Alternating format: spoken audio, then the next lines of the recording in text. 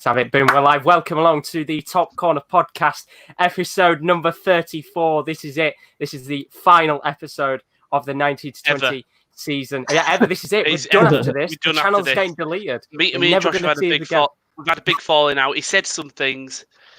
Do you know what? He asked Rowan why he's got a dressing gown on for the podcast. It's not right. I was like, Josh wears his normal shirt. I was like, it's the final episode of the season.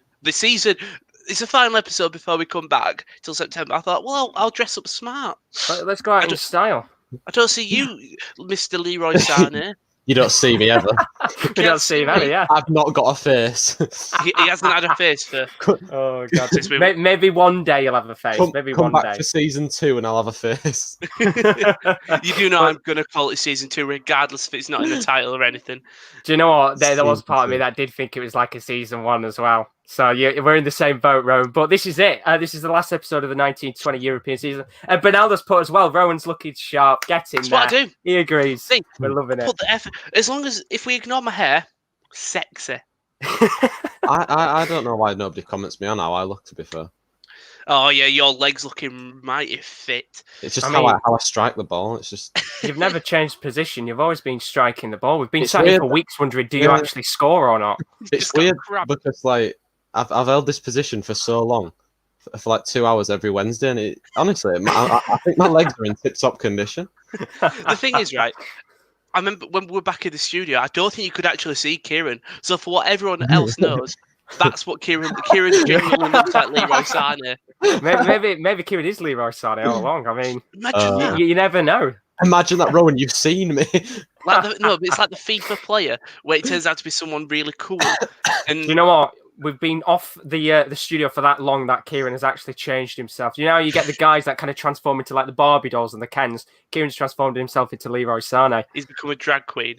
Well, there's many worse people you could pick to transform into. Oh God! But yeah, no. Welcome along to the podcast, everyone. It is the last episode of the 19 to 20 European season, and let's be honest, because it's the last episode, we aren't going to take it seriously. Let's be real. But joining me today, as always, we've got Kieran D or Leroy Sané, whoever you want him to be. It's your choice. And we've also got Rowan, looking sharp. How are we all doing, today, boys? Jeff? I'm good. How are you today? Good. I was going to try to speak some German, but I don't know any. Sprechen Sie Deutsch? 9. 9. 9. 1, 2, 3, 7, 6, 5, 6, 7, Stop. No, it's 1, 2, 3, 4, 5. Oh, close. Stop. Oh, God. We're not even 3 minutes in. It's got ticked up already. You might have noticed somebody isn't in the building today. It is a certain someone called KL1602. No, it's not because Hull are going down. It's because he's a bit busy today with some family stuff. So he's watching on the background. He's scared. He does know, and he should be aware that there will be some specific Hull comments throughout the show, but we're allowed to because, 1, it's the final one, and 2, he's technically not here, so we can get away with it. So we've got lots to get through today. The Premier League last week, a lot to get through. I mean, KD, nervous times for you, of course. Top 4 battle and the relegation race still going on until the final day on Sunday. We're going to talk a little bit about Serie A. That's still going on for about 100 weeks more. I think it finishes like August time or something like that. So we'll talk a little bit about that. Not a great deal going on there in terms of the league itself. And we've also got a little quiz coming up. Usually, I do it at the start. I'm going to leave it to the end this time. We're going to flip it around and hold on till later. So stick around for that, of course, for the quiz. Chris has put, will you be wearing it for the F1 watch-along, Rowan? I might wear it for the anniversary one because it's an anniversary F1, the second one, but not for the Silverstone Grand Prix. I have realised I do look like the Beast from the Chase. There we go. Luckily enough, that's the quiz we're doing. For God's sake. I just realised when I was sorting out, I was oh no. Do you know it's a shame because I get the Chase to walk on music and I can say, Rowan, do the walk on. But we get a copyright strike. Oh, God. I can see it. You can see it, can't you? I realised then when I was just staring at the camera, I was like, well, I'm going to say it before someone else says it. Oh, God, this is going to be a good episode. Bloody hell. Now, usually I would start with an opening section, but as I said, what I'm going to do is going to change it around this week. We'll leave the quiz until last. Big quiz, that one. Got 10 questions this time. It is about European football. It's bloody hard. You shouldn't need pen or paper for it. It is a lot of it. Probably will be a lot of guesswork. So we'll probably just go straight into it. get the not the rubbish stuff out of the way, but get last week's results out of the way. We're going to talk about the Premier League, the final games this week, and a whole host of other things to come. Alexa Vujic says it's taken about 25 episodes for the Beast comparison to be acknowledged. Oh, happy days. Great. So it's always been there. I've always been. Thank you. Wow. Nah. I realised that I was like, oh, fuck's sake! Before someone puts it in, I've got to acknowledge it. See, the thing is now we need somebody who's not been in the next 5 minutes to walk in and says, "That's the Beast." Bloody hell! Oh god! But we'll go straight into it. As I said, we're going to talk about last week's results. It wasn't just this week. We had a couple of big kind of leagues finish up. Last week we did have La Liga finish up as well. So we're going to very, very quickly talk through it. Now, usually we tend to kind of predict results for games because it's the last kind of 2 weeks of big leagues across Europe. We haven't really predicted games, but we'll talk through the league tables, some of the important results, and of course, most importantly, who's gone up and who's gone down. And all I'm going to say, Rowan, is the chat is going wild because Chris has put Mark Labat has a secret son. Jim, I don't have the brains like him. Oh, bloody hell. There we go. We've got it on the screen now. Sorry about that. I don't know why. I was clicking it then and it just wouldn't come up. It's come up now, finally. He's gone. And Josh is dead. Oh, no. Yeah. I don't even know what was. I think we were starting with La Liga. He's kicked me off. And he's back. It kicked me off then. Bloody hell. It's a bit harsh. What a good start. Doesn't want me to do it. There we go. Should be back now. So, yeah, we're going to talk about the La Liga fixtures before StreamYard tries to end this podcast altogether. Just before that, there's a person in the chat saying, oh, that sexy guy at the bottom looks like Mark Labat. That is Rowan O'Connell, who isn't with us today. Because Mark Labat is in the building. So, we've got Mark Labat in the building, not Rowan today. Oh, bloody hell. But the chase seems copyrighted. He would be, I think. Do you think? ITV, wouldn't it? Bradley Walsh won't be happy with. Do you think ITV are going around copyrighting anyone that's using the chase theme? Probably. I'm not allowing it. No, it'd be a very ITV thing to do, wouldn't it? They're going to copyright because you look like Mark Labat. Let's see how long this podcast is up for. I tell you what, there'll be someone who comes in the next 3 minutes and we'll see like a copyright strike. We'll get taken down. The channel's going to get banned. But no, there we go. They are actually the La Liga Final-Standings finally got it up on the screen. So we're going to kind of very quickly talk through these. As I said before, we did have the La Liga final week a couple of days ago. Some big matches still going on. Some relegation battle, a fight for the Europa League spots. It did go down to the last day. It was quite interesting, to be honest. So as you could see, of course, as we expected, Real Madrid were the champions. Big 2-1 win against Villarreal. 87 points. Congratulations to Los Blancos. First time in 3 years that the title has gone home to Real Madrid. In terms of the other spots, of course, Barcelona finishes second, 82 points. Lost to Osasuna on the second to last day of the season. Disappointing result for them, which of course did pretty much hand Real Madrid the title, although they've been fascinating this season in that top spot. The other two teams in the Champions League, Atletico Madrid, finished on 70 points, and Sevilla as well. Congratulations to them back in the Champions League. They also finished on 70 points, just behind on goal difference, could have finished third. Great season for them to get back into the Champions League, I think after about a 1 or 2 year break. It might be about 2 years. And then the Europa League spots, Villarreal, they already made it through on the second to last match day with 60 points. And then the other two teams that got through on the final day, Real Sociedad picked up a point against Atletico Madrid, which was enough to get them through.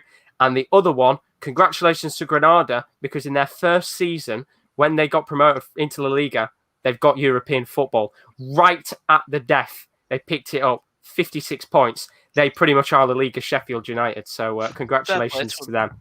What an achievement. And I mean, we talked about it a couple of months ago into the podcast. I think Granada at some point was sat in 4th place. And for them to be able to consistently keep towards the top end of the table is absolutely brilliant for them. So congratulations to them. They've got Europa League football next season.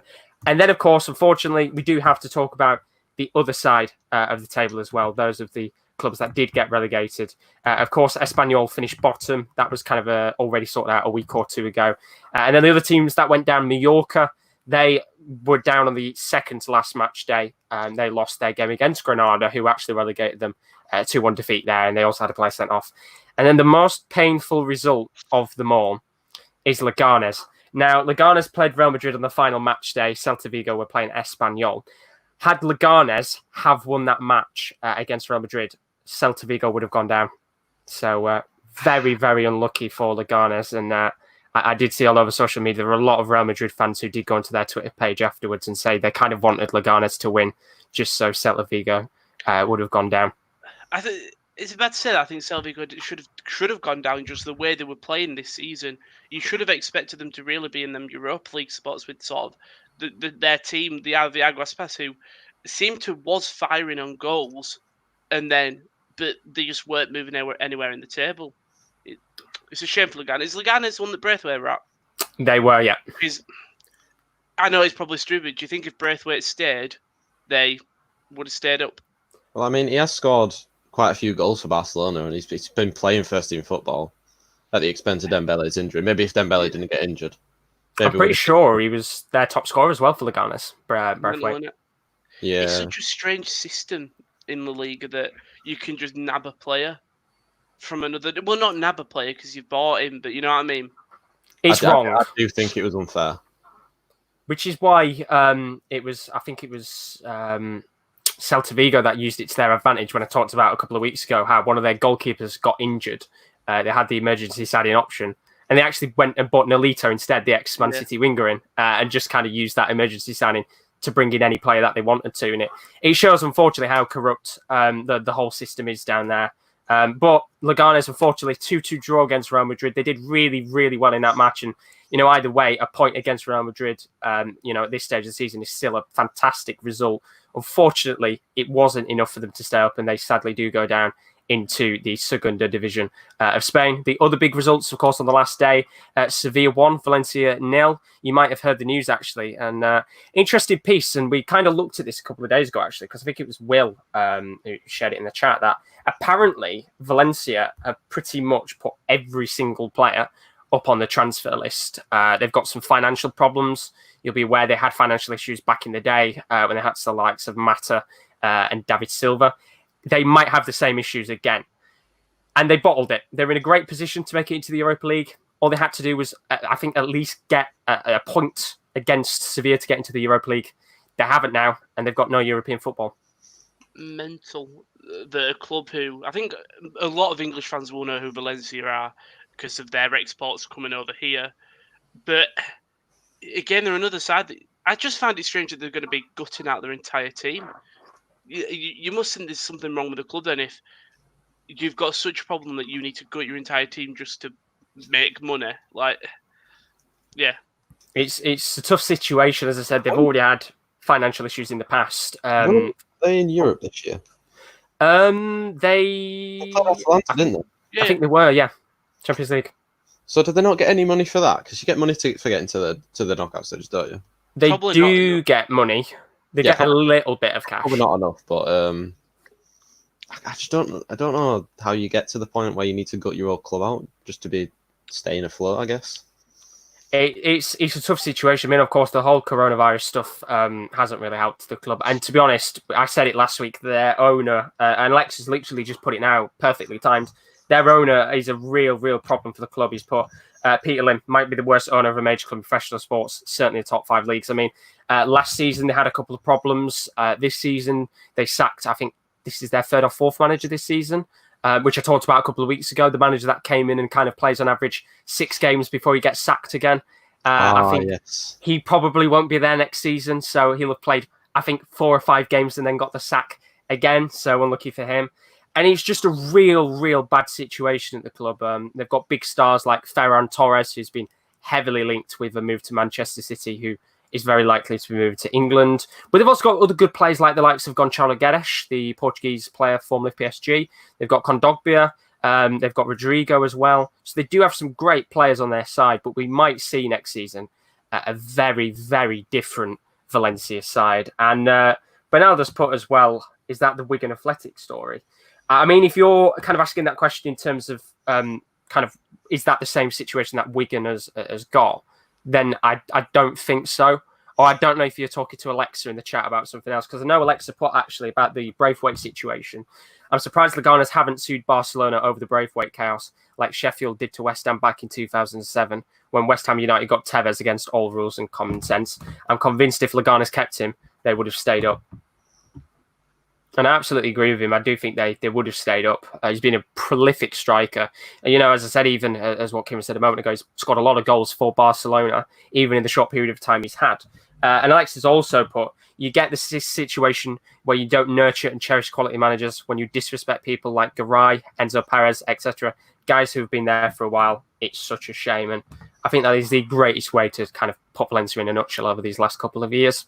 Really, really poor for them. Down there in the Liga, and it could only get worse potentially if they do lose some of those big stars. If they can't replace them, then we could see Valencia maybe dropping down the table again. And it's something that I said to the boys when we looked at the news. Maybe it's time to bring Gary Neville back. G-Nev. You just never know. G-Nev, bring him back, boys. Why not? He's cheap. I was going to say, while we're in Spain, have you seen about the Segunda division, which was Elche stole a promotion playoff thing on the final day. Yeah, so both teams, Rayo Vallecano won, but Elche were 1 point ahead. So all Elche had to do, they won it. So Elche got that. And then in the relegation, I think Deportivo La Coruña. Yeah, they got relegated. Wow. They decided 20th. They were on 48 points. And I think at that point that they would have just stayed up. And then all the teams above them, so Real Oviedo, Lugo, Albacante, and then Numancia, they got relegated, but they've all picked up wins, which basically allowed Deportivo to get relegated. I bet Spencer we're giving it limbs. Yeah, no. It's mental, isn't it? Also, 48 points, though, to get relegated is a hell of a lot. And also Huesca won the title on the final day because Cadiz lost.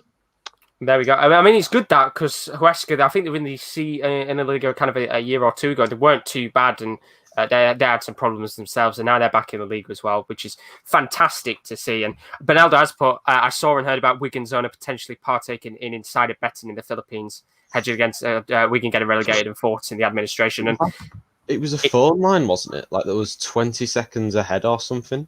Yeah. What a joke. they're basically, they are trying to get Wigan to drop down. They've got apparently they do have a bet on Wigan to get relegated. Now, they're not going to get relegated this year, so I'm looking. Well, that's the thing. It's a really, really tricky situation because we will talk about the Championship later on, but we have got the ability to do it this week because, of course, I think last week, if we had talked about it, it might have been a little bit of a bad time for somebody who usually is here. But it's a tough situation because if Wigan were to get relegated, it would have been a bad situation because no doubt the owners would have probably just cashed out on the bet and the club and then just moved on. We could have seen a Bury situation in terms of the owner just not stepping up and sort of leaving. I know Bury was a different one because of all the debt problems and stuff, but it's a shame to see with a club you expect your owners to take responsibility. And at first, when Oldham got their new owners, there was a lot of questions on him, and for the first probably 6 months of the season, 9 months, there were still worries. But what we didn't see was on the backside, he was trying to get the club was left in such a shambles before that Abdullah Lemescam has come in and sort of had to pay all the debts off. And I'm hoping it's a sign of an owner who's willing to put effort in the club. And unfortunately, some clubs don't have that, like Wigan, like Bury, like Valencia now as well. And it's a big problem because no doubt, like how Oldham's owners had to come in and clear a lot of debts, no doubt whoever the next owner will be of Wigan is probably going to have that same issue because the current owners that they've got, which are an absolute shambles and a big disgrace to English football. And no doubt after this, if any club in the world decides to take them on to own a club, then they obviously must have lost the plot. But whoever comes in next will have a very, very tough situation on their hands because the current owners, they could just walk off tomorrow and not care. If Wigan were to get relegated, fantastic. They've won this bet. They've got the money. See you later. We're off. And Wigan could potentially be in tatters. But hopefully it is a situation that just gets sorted out, specifically in the next coming months, because the last thing they need is to be going into the next championship season still under serious issues.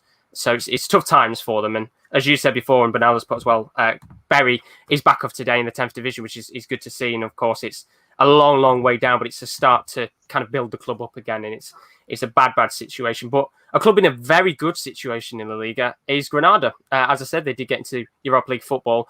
And what a way to do it. They beat Mallorca on the second last day to relegate Mallorca. And then on the final day, they had a very tough game against Athletic Bilbao, who themselves could have got into the Europa League. And what a result for them. Granada 4, Bilbao 0. Massive result for them. And Bilbao finish 11th place this season in La Liga. Their worst finish, I think, in this decade so far. It's been a tough end to the season for them. And as for Granada, what an incredible job that the manager's done there. And I put the other result on the bottom because Getafe as well, they've been up in the European spots for a very large part of the season. They dropped out on the final day. They lost to Levante, which meant that Granada just leapfrogged over them and took the European spot. So congratulations to Granada. Big result. And it'll be interesting next season because, as I said, it was their first season in La Liga. Can they build on and become a reputable club? Or, we've said it before, could it maybe be a little bit of a hindrance for them being in the Europa League? I think we've seen this with a few clubs, especially in the last few seasons. When they get into Europe, they're not prepared for it. Like we saw it with Burnley, for example. I know different league, different circumstances, but that affected their season for a good half of the season. Granada's probably got a different play style to Burnley. I know they play one way to Burnley.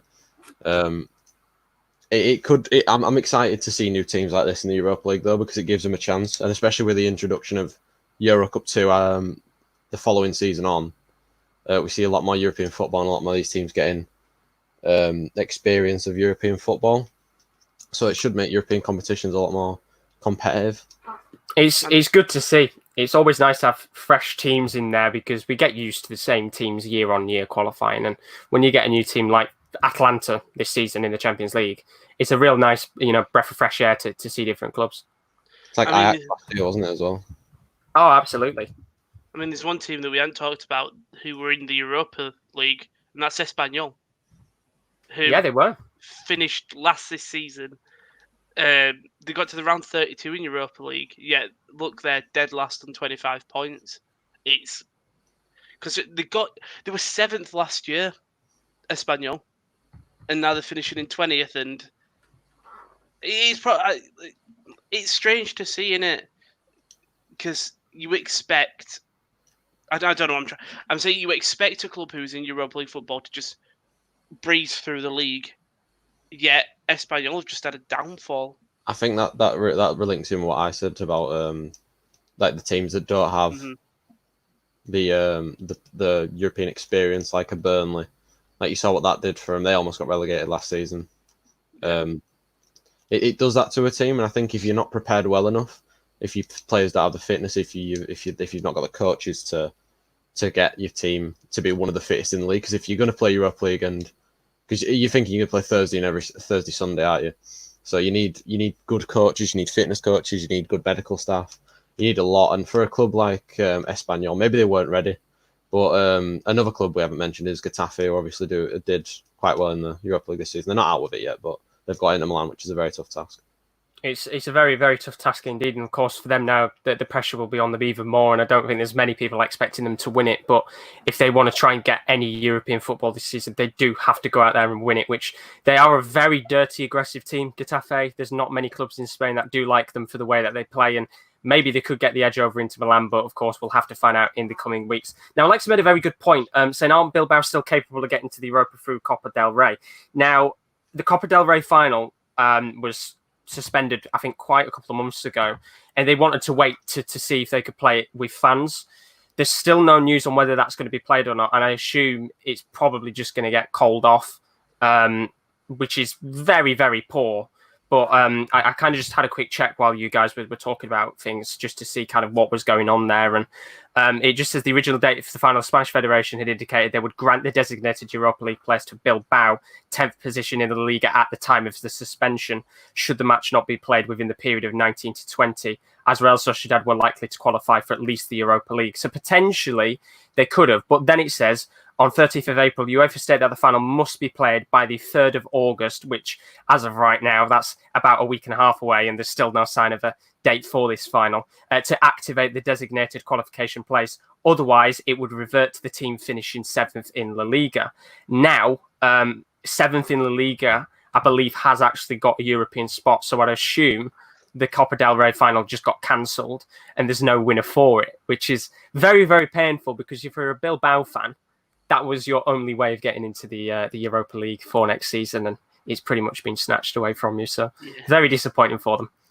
Very, very disappointing indeed. And KL's put as well on the Granada situation.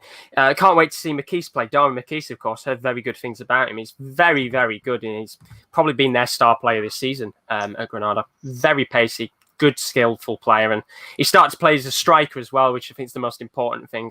And just like that, I think he actually scored in that 4-0 win against Bilbao. So that is the Liga finished and out of the way. It's been a very, very interesting Liga season. I think it's been one of the more closer seasons we've had in the last couple of years. And of course, we've had some nice big shocks and surprises, not just down at the bottom, but towards the top end of the table as well. And of course, it'd be great to talk about some of the new clubs next season coming up. So congratulations to those that did get promoted. So we'll talk about the Liga next season now that is that out of the way. But we'll actually move on now to the Premier League, because we kind of talked about those games as well. We've got the race for the top four and the relegation battle that is still going on in England. That's going to go on to the final day on Sunday in the Premier League. Now, there were a couple of clubs that have played twice this week. Of course, Chelsea and Manchester United did both play in the FA Cup semi-finals, so they only had one fixture in the Premier League this week. We won't talk about the FA Cup. But Chelsea won Norwich 0. We talked about that one last week. It was played last Tuesday. Good result for Chelsea. Still keeps them in third place. Leicester City, big win against Sheffield United. 2-0 win. Maybe could have been a great opportunity for them to try and get a win against Tottenham. They bottled it. 3-0 loss against Tottenham. Harry Kane getting back on the score sheet. 3 goals for him. Tottenham flying again with results and Leicester dropping points, which means for Manchester United, it's a very good thing for them. Big 2-0 win against Palace. I remember talking about that when I was doing the Liga watch-along. I know Palace had a goal ruled out. And then, of course, they also played that FA Cup semi-final against Chelsea as well, which we'll not talk about that one because it's not part of the Premier League. But you've got the game in hand as well, which is the most important thing, which you do play tonight against West Ham. Yeah. I'll very quickly ask you about this because I haven't kind of picked this one out. I picked the games out for the final week. It's a tough situation because I think a lot of people will have seen it's probably better for Manchester United to get 2 points than it is for Manchester United to get 3 points. It's bonkers, isn't it, when you think of it in that way? I know what you mean. But I think it's I don't want to sound big-headed and say it's set in stone because now we'll probably lose tonight, but I can only see us beating West Ham and then just don't get beat by Leicester and we're fine. There's still a chance that, of course, that Chelsea won't get in as well if they lose tonight and they lose to Wolves, and if Leicester beat us or draw with us. It's mental, isn't it, when you think about it? I mean, of course, West Ham, they're now safe, which we'll talk about the relegation zones in just a little bit of a moment's time because there were some very, very interesting results over the week that have kind of changed up what could happen with the bottom teams. But I'll let you go, Ron. I'll say don't rule out West Ham. Regarding the beat Chelsea 3-2. They did. Then they're coming off 2 good momentum wins, not in terms of like the teams who are playing, but 4-0 Norwich, 3-1 Watford. They're on momentum. Oh, yeah. I know you'll have momentum. Well, you'll have partial momentum, but yeah. Partial. I am like I'm nervous, of course, but if we don't win tonight, then if we beat Leicester, we're still in top 4. But at least the game of the weekend means a lot more. Yeah, but I don't want to lose like 2 big matches. We need to win them both. Like, in a normal season, I'd want to beat him. I'd be looking at West Ham at home and thinking, that's 3 points. I think as well. I know it's shit to bring up, but most importantly for Man United, you need to bounce back after that semi-final game. I didn't watch it, so I didn't know what really happened, but I did see a lot of people complain about a certain goalkeeper who hasn't been doing too good, specifically in that match. But most importantly for you guys, it's just bouncing back from that result. And of course, West Ham right now, they're there for the taking. The problem with our team is they just all look knackered. Like he played Rashford for 90 minutes against Crystal Palace, played him for 60 minutes against Chelsea, and he looked knackered. Bruno Fernandes played 90 minutes both games. I know he might be our fittest player, but you can't play 2 90-minute games in 3 or 4 days when you've just had a game before that and a just game before that. You can't do it because we had a Monday game against Southampton. No, but it was Southampton. Yeah, then we played Palace. Yeah. Then we played Chelsea. Now we've got West Ham tonight. It's quick turnaround of games. It's congestion, and our players look knackered. Like Wan-Bissaka looked absolutely out of it on Sunday. You don't have amazing depth, do you, at certain No. positions? I know your left back is Williams and Shaw. Your right back is Wan-Bissaka and Dalot. Yeah. Dalot. Your centre backs, you've got a little bit of coverage, but Do they always get injured though? Not amazing. Like I love Eric Bailly, but he always gets injured. Yeah, I mean, is he been confirmed all right? Because it was nervy because I actually did watch this game. Surprisingly, I remember my granddad's watching it, and it was a bit nervy seeing him come off in a stretcher. But yeah, he played the wrong team for me against Chelsea. Like he rotated it, but he rotated it wrong. He rotated the wrong players. Like he started Matic and he started Fred. He started Rashford and Daniel James up front. Like, why are we playing to counter-attack Chelsea? Like, it just doesn't work like that because you know that's exactly how they play. Actually, you know exactly how Chelsea play. That's how they set up. They set up to match us, and on paper, their players, like their wing-backs, are better than our wing-backs. Dan James didn't look convincing as well. It's not the game for him. It's not the game for him. He didn't look in it.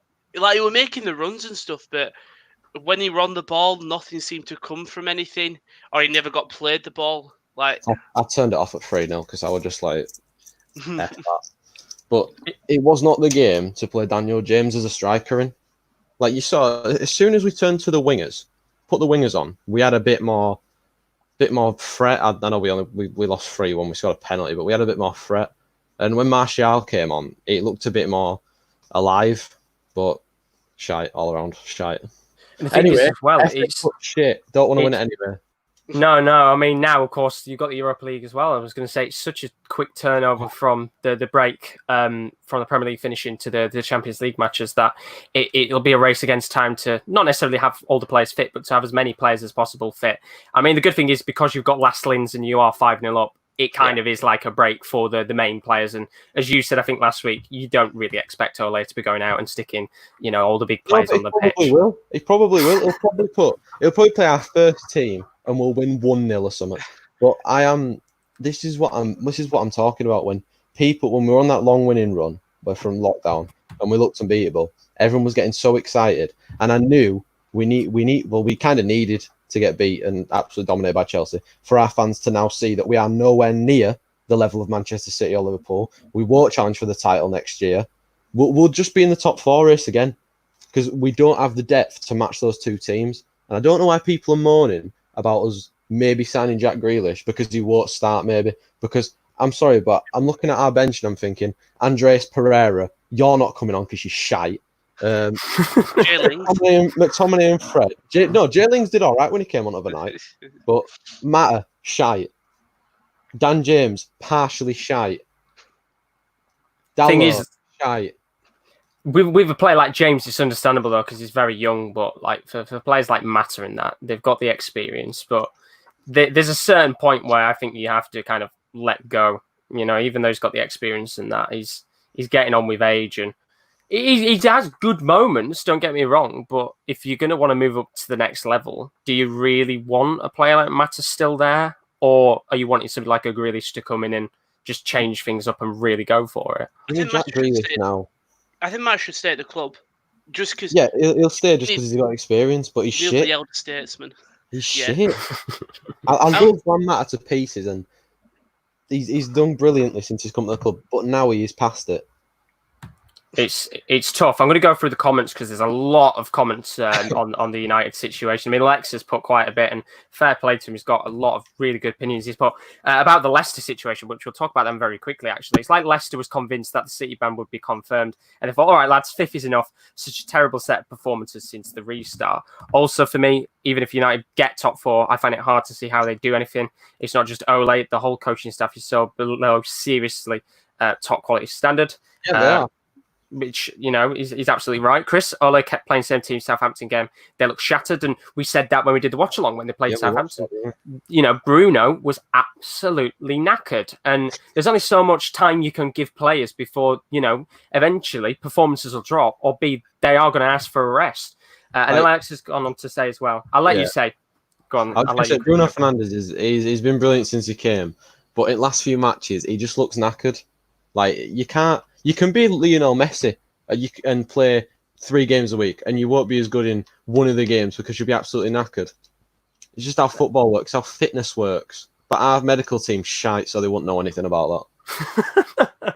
I mean, with Alexis put here, the thing that is very worrying is that all the games where it was to do or die, serious pressure on the line, PSG, Barcelona, Wolves, Chelsea. The tactics are bad, but the psychological approach is even worse. Same thing happened last year during the chase for top 4, and it's not much better this year. These are serious long-term issues, and getting top 4 only hinds them. And I loved Ole, the player, but if United want to challenge for the titles and go far in Europe, either change him, update the coaching staff, or just get everybody in. And Chris has said KD turning into Roy Keane. I love Ole Gunnar Solskjaer, and I'd love more than anything for him to be successful at Manchester United. But if he's going to be successful, Woodward needs to back him. The Glazers need to back him. We need to get the depth in. Because you see, like, Chelsea are going out and they're buying Havertz, they've bought Werner, they've bought Ziyech already. Those are 3 seriously good players to add they'll be first teamers, to add to the depth that they've already got. We need something like that. If we get Sancho, that's one thing. But that's like 100 million you're spending on one player. It's a lot of money. When you see Chelsea make the signings, it shows that in the main business. And even if United do sign Sancho, it's a hint that they're going in the right direction of going, we want to elevate the club. The problem with us is we either sign British players from England or just British players. Well, do we just sign British players, to be fair? Think about it. Daniel James, Aaron Bissaka, Harry Maguire. I know Bruno Fernandes comes from Portugal, but it's I thought you were going to call him a British player.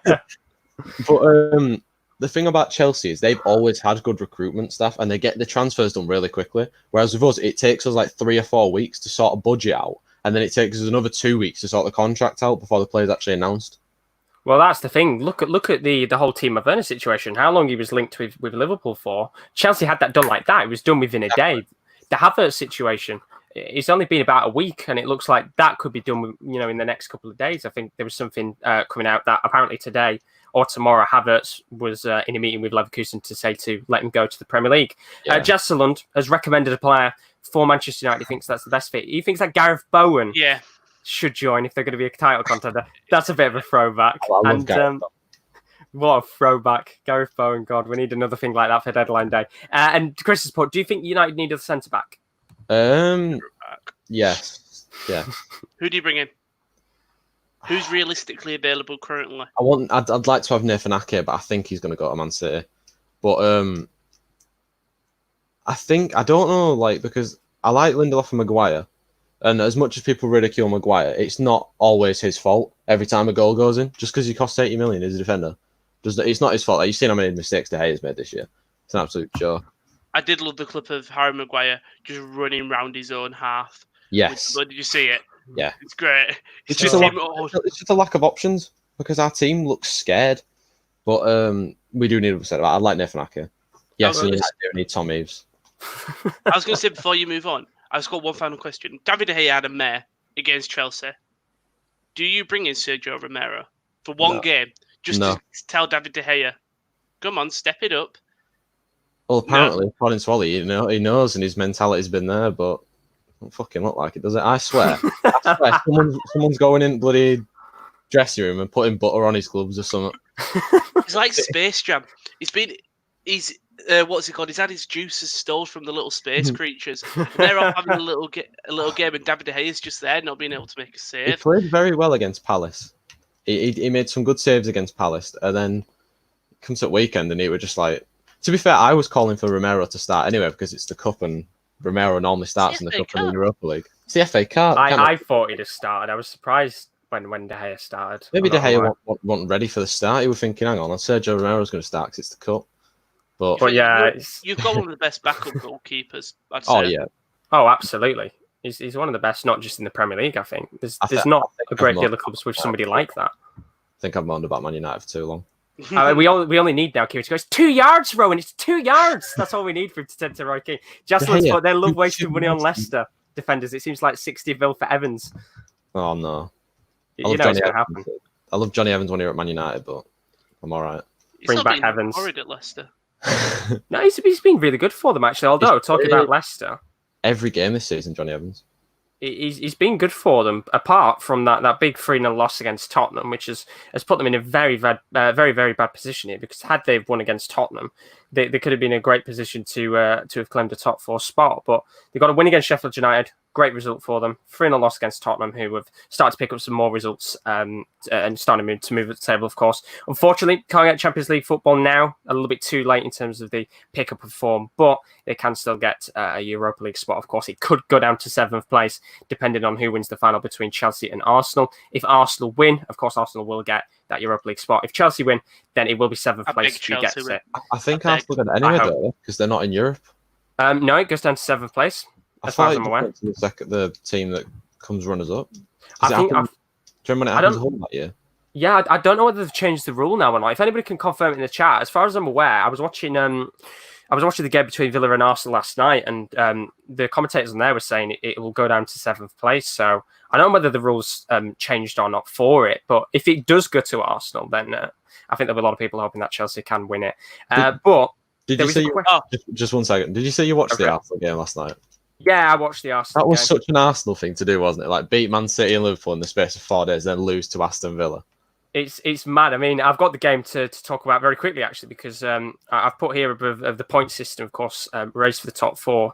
Right now, currently as it stands, Chelsea in 3rd on 63 points, Leicester 4th, 62 points, on the same points as Manchester United, who, of course, as well, do have that game in hand, most importantly. And then for the battle for survival, as we can see at the bottom, somebody asked the question, I think it was Alexa that put this, about the whole situation currently going on with Watford. Now, Watford, of course, final 2 games of the season now. It's a very, very tricky point in the season for them.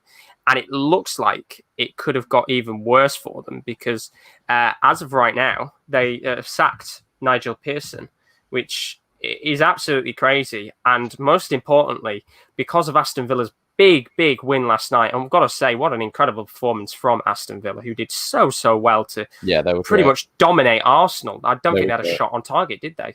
Arsenal. I can remember one that hit the post, but obviously post the guy was on target. So the Arsenal are Banter FC. There you go. Bernardo's put Woolwich Banter FC. Yeah. And because I knew Arsenal would lose, like you said, most Arsenal thing ever. And it's true, it is. They could go beat City and Liverpool, and then they get a Villa and they lose. And the most important thing is, if you're a Watford fan, you've got to be absolutely raging, because, of course, their previous game, they played West Ham, who at the time weren't technically safe. Now, had they won that game, it would have been not necessarily as much secure in terms of survival, but now because of Aston Villa's win, you can see how close it is. Villa and Watford are on the same points, and it is now currently going on goal difference. But if Bournemouth beat Everton on the final day by 2 goals and Villa and Watford don't win, then Bournemouth will actually stay up, and Villa and Watford will go down. It is so tight down there, and potentially it will either go to goal difference or goals scored. Now, if it goes to goals scored, then it does mean Villa will stay up and Watford and Bournemouth will go down. So it's really against them. But Nigel Pearson. Just 1 second before we go on to Nigel Pearson. Do you guys see the clip of Aubameyang when he was like at the corner laughing at Tyrone Mings? Then Mings flicked it on and Trezeguet volleyed it in. I saw that. Oh God. Do you know what? I was going to say, I'm on the Premier League website about the Champions League. So when it's qualification, if the FA Cup winners finish in the top 5 of the Premier League, their Europa League group stage place will go to the next highest ranked team not qualified for UEFA competitions in the Premier League. So that's 7th place then. That'd be 7th place. Which is Tottenham? It'd be Tottenham right now. Or Wolves. Wolves actually. No, Wolves are 6th. If the EFL Cup winners... If the EFL Cup winners finish in the top 5 of the Premier League or top 6, if A happens, their Europa League second qualifying round phase will go to the next highest ranked team not qualified. Sheffield United. So if Man City if Chelsea win the FA Cup, I think Sheffield United get that playoffy thing. Like that Rowan said, they have to go through they start the season. Pretty much what Wolves did last year. Yeah. Who's in the Carabao Cup though? Final. Man City won it. Yeah, they won it. Didn't they? Yeah. So, okay, yeah. Yes, Sheffield United will get it if Chelsea win. Which is big for them because that game against Everton, which I did the watch along for, it looked like pretty much with the way that the team looked that they were going to be out of it. Of course, they've still got a game to play this weekend. Of course, the final games of the season, which is I think it's let's have a quick gander. Which is a tough match because Southampton haven't lost since the return of the Premier League. So technically, Arsenal could still get the Europa League, but they just have to start the season before the season began if they finish in 8th. And the crazy thing as well is, before I go into the Watford situation, I actually looked at the Champions League fixtures. The qualifying rounds are actually on at the same time as the knockout stages of last season's competition. So I think Barcelona and Napoli is on the same day as Linfield are doing their qualifying rounds for next season. So come on, Linfield. But we'll move on to the Watford situation. Of course, Champions League, Europa League is great for those clubs, but right now some of these clubs are still looking to try and stay away from the Championship. Very, very tough situation right now at Watford. Nigel Pearson, of course, being sacked. David Moyes came out not too long after he was sacked and said Nigel Pearson was up in his eyes as one of the managers who could have been up there for Manager of the Season award. Of course, at the time of when Nigel Pearson came in, Watford were bottom of the league on 9 points. They now currently sit on 34 points, but still in the relegation zone. Of course, most importantly, when he was in charge, they were out of the relegation zone. I'll ask your opinions in a second. I mean, Alexis put a lot about the Watford situation. He says there is so much to say about Watford. First off, this is the 5th manager that did a good job for them and that they're sacked. Obviously, Jukanovic, Kike Sanchez, Mazzari, Gracia, and now Pearson. Also, he took over the job at a time when they were bottom and he did mighty well to get them above the relegation zone. And it's like the owners are blaming him for being in this position. I'm not even a Pearson fan, but this is very harsh on him. Also, the timing of this sacking is disastrous. They did it just before the City game. City, a club that always beats Watford 5-0. I can't even remember a game in the last 5 years that Watford has been in the Premier League when they have played City, where the result wasn't 4 or 5-0 for City. Ask West Ham supporters, they feel the same way because usually it's a 5-0 drubbing for them when they play City. It was 8-0 earlier this season. Also, Bournemouth could beat Everton and Villa can stay up. So it's just terrible. And long term, if Watford stay up, what manager would want to work at a club where you can get fired despite achieving your goal, which for Watford was staying up in the first place? It's a tough situation. They've got City, which they've already played. Their final game this season is against Arsenal, which we've just spoke about a moment ago. They need to win that game as well to try and get into Europe. Is the dream over? Could this be the end of Watford in the Premier League? I think they'll go down. Same. I think Bournemouth stayed up. No, Villa are staying up. I've got a little finny for Bournemouth. No, I think Bournemouth, if they perform like they did, obviously Leicester were not good when Bournemouth beat them. Like, they were the best. But Bournemouth did put goals in the back of the net. It's not like they're needing a 3-0, a 4-0. It's a 2-0. I think the only problem for Bournemouth is they're playing an Everton side, which is hard to score against. Like we've seen, they've been grinding out those 1-0 wins against the harder teams to face, like when they played Burnley, Norwich, Sheffield United the other day that Josh did the watch along for.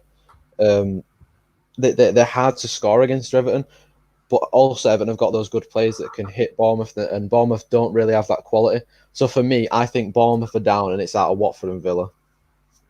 In terms of the Nigel Pearson situation, do you look at it as a good thing that they've done or a bad thing?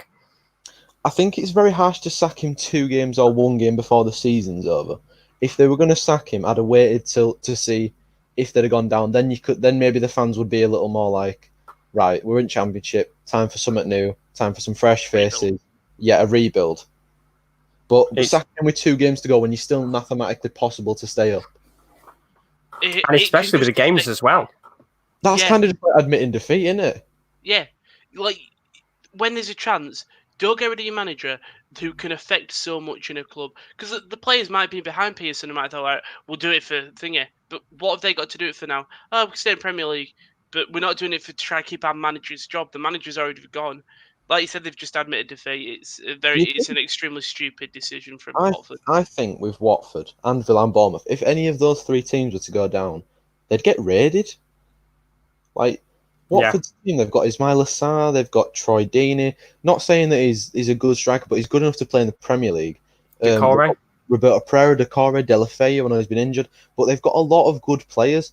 And Ben Foster shouldn't. I know he's getting old, but he shouldn't be playing in the Championship because he's a Premier League standard goalkeeper. Same with Bournemouth. Like, you've got players like Nathan Ake, Josh King, Callum Wilson, David Brooks, Villa, Jack Grealish, John McGinn.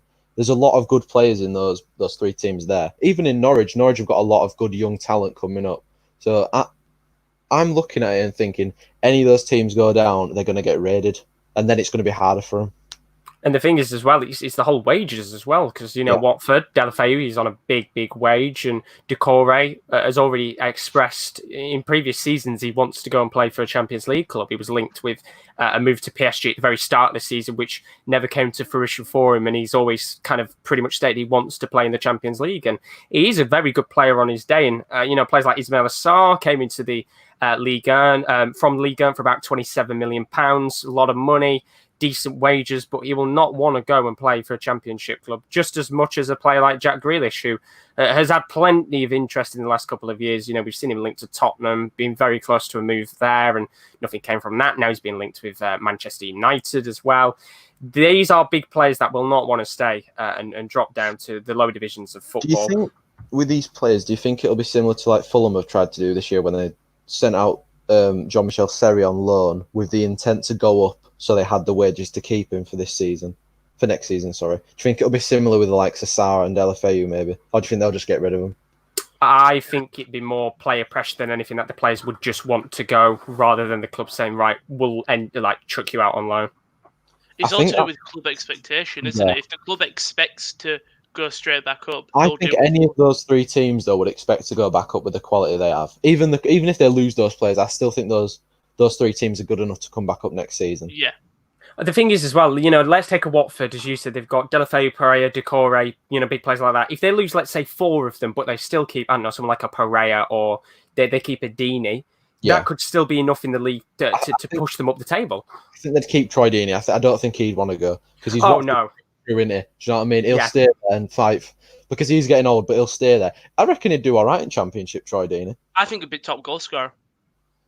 Maybe. He could be up there. I think as well, another player who'd do quite good, and I think he would stay, would be Passetto, the Argentinian forward. He's not had a great deal of opportunities at Watford, so maybe if they did drop down, it does give a couple of those maybe less experienced players in the side an opportunity to really prove themselves as a player and hopefully try and get the club up. And just coming back to what you said, Kieran D, about aspirations and ambitions as a manager, Alexis, but the worst thing is, and he's pretty much said what you said, the owners seemingly want an 8th or 9th place finish, and yet they don't invest almost anything into the club. It's an impossible situation, and we always know what Watford are like. They are very, very ambitious. We've seen certain managers get sacked, like Javi Gracia, finished 7th with them, I think, 8th or 9th or something, got them a FA Cup final spot.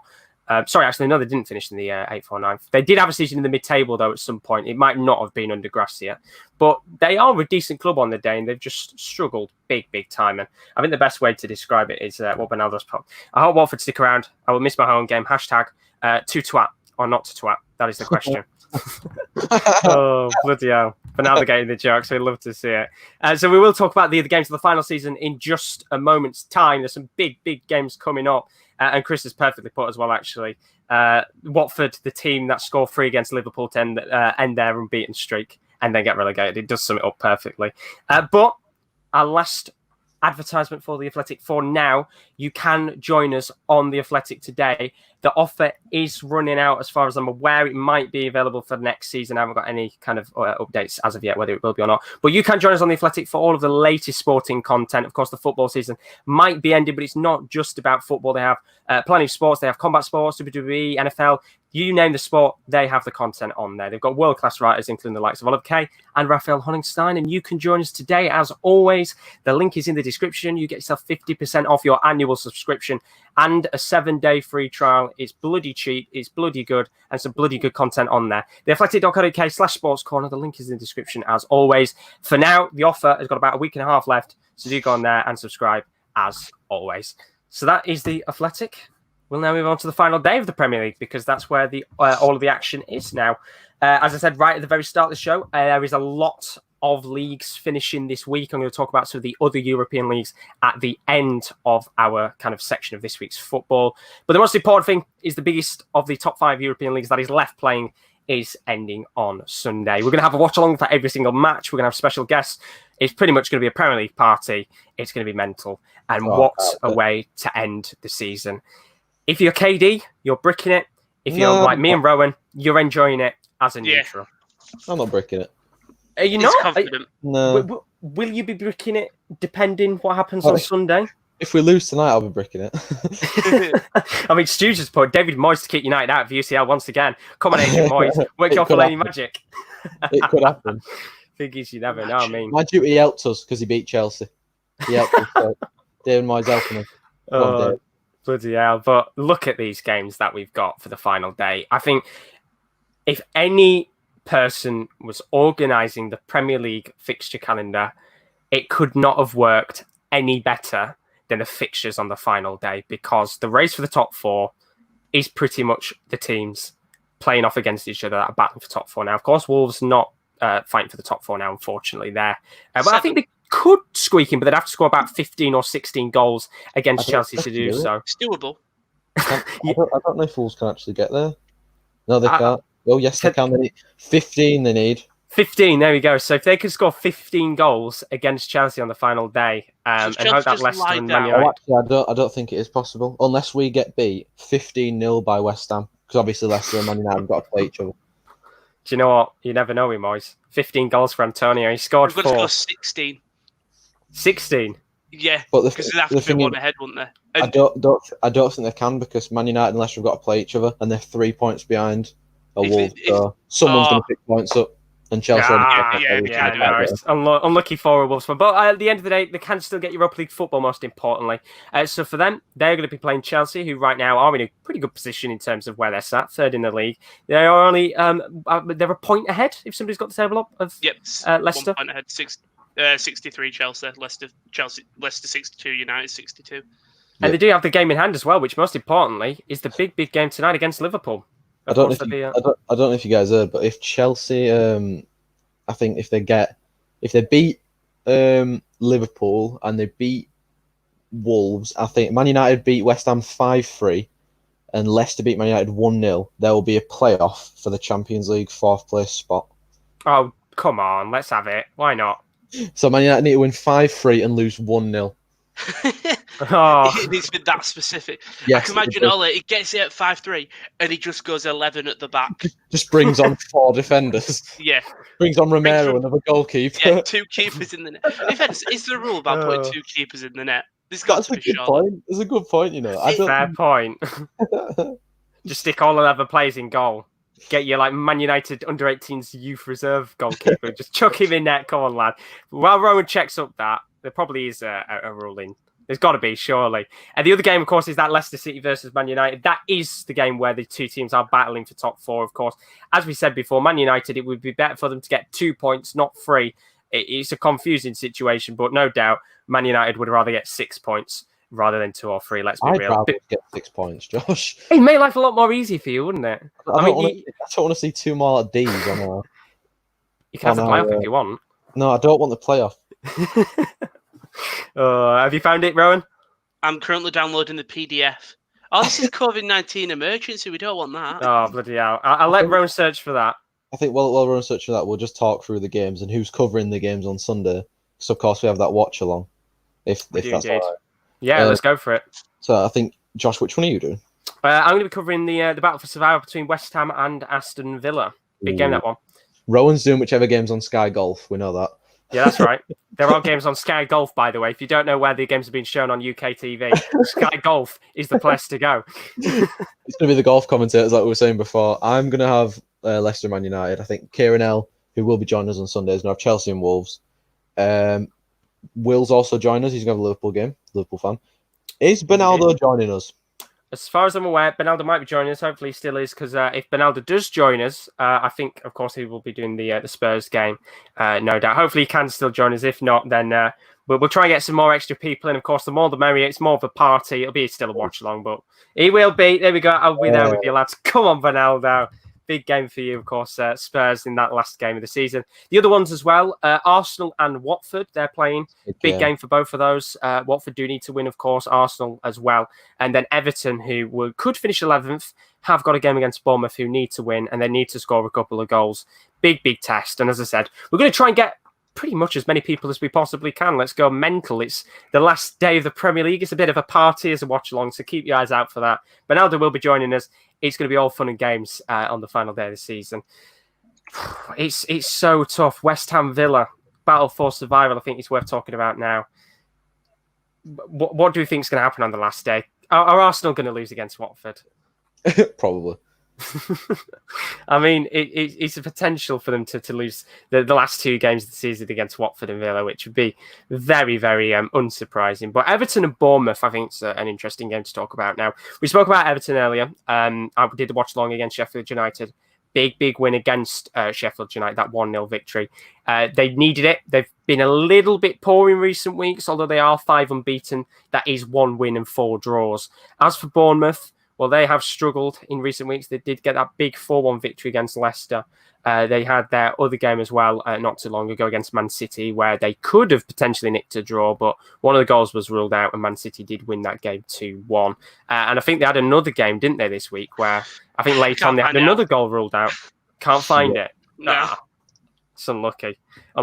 But they had another game where late on they had their goal ruled out, which would have got them a very, very valuable point in the match. And unfortunately, that was ruled out sadly as well. It's so tough. I mean, Rowan, you said you were in the Bournemouth camp. You were believing that Bournemouth could do it. I'm not a secret Bournemouth. I'm a Bournemouth fan. I like Eddie Howe. I like that he's been at the club for so long. He's brought him from the lower league and he's stayed with them. Same with Sean Dyche. I don't know. The thing is just, it's like a heart versus mind. Like, because they haven't picked up amazing results the past. I think they've lost the last 2 or drew. There we go. Sorry. They lost 2-0 to Southampton, lost 2-1 to City, and then they beat Leicester 4-1. I see West Ham winning the Villa game, guaranteed. I just think West Ham have been on a run. And regardless of sort of the result tonight and stuff, I still believe they'll beat Villa. Arsenal are the biggest worry for me because they're strange. They obviously lost last night to a Trezeguet goal. We're at 1-0. Yeah. 1-0. But then they went and won last week. They wouldn't beat Liverpool 2-1. I'm going to go with Bournemouth because I'm going to go with my heart. But I can genuinely see Watford surviving, just sneaking up a cheeky 1-0 win or something. And the most important thing for those sides at the bottom is they have to score goals no matter what happens on the day. They all need to score. Villa need goals for their goal difference. Watford need goals and Bournemouth need goals as well. As I said, I put the table up once again just to kind of give you an idea if you've got about the points tally early for those that are watching live. You can see for the rest of the top 4 right now, third Chelsea 63 points and Leicester, City, Man United are both on 62, but Man United do have a game in hand. That is tonight against West Ham. As for Villa, Watford and Bournemouth, it's very tight down there because Villa and Watford are on the same points, minus 26 and minus 27 goal difference for Villa and Watford. But if Bournemouth win and Watford and Villa lose, then they're also on a minus 27 goal difference. It'd be very, very tight indeed. And it really could go down to goals scored and just goal difference in general. And it's very, very tight down there. A lot of pressure on those teams. And that will be the final day of the Premier League. It'll be Sunday, 4 p.m. UK time for that. You don't want to miss out on it. There's going to be all of the Sports Corner team in the building. And we've got Ronaldo as well. It's going to be good fun. We're going to have a good laugh. You can join us for that from about 3:30, 4:45 UK time. Kick-off for those games are 4 p.m. UK time across the Premier League. Let's hope for some goals, fingers crossed. So we'll move on from the Premier League. We're going to go over very quickly to Serie A. Now, as I said, this is the final podcast of the 19 to 20 season in terms of the domestic European leagues. This is the only league really out of the top 5 that will still be left continuing on after the Premier League has finished this week. It finishes at the beginning of August. There's about a week, 2 weeks of this league left as well.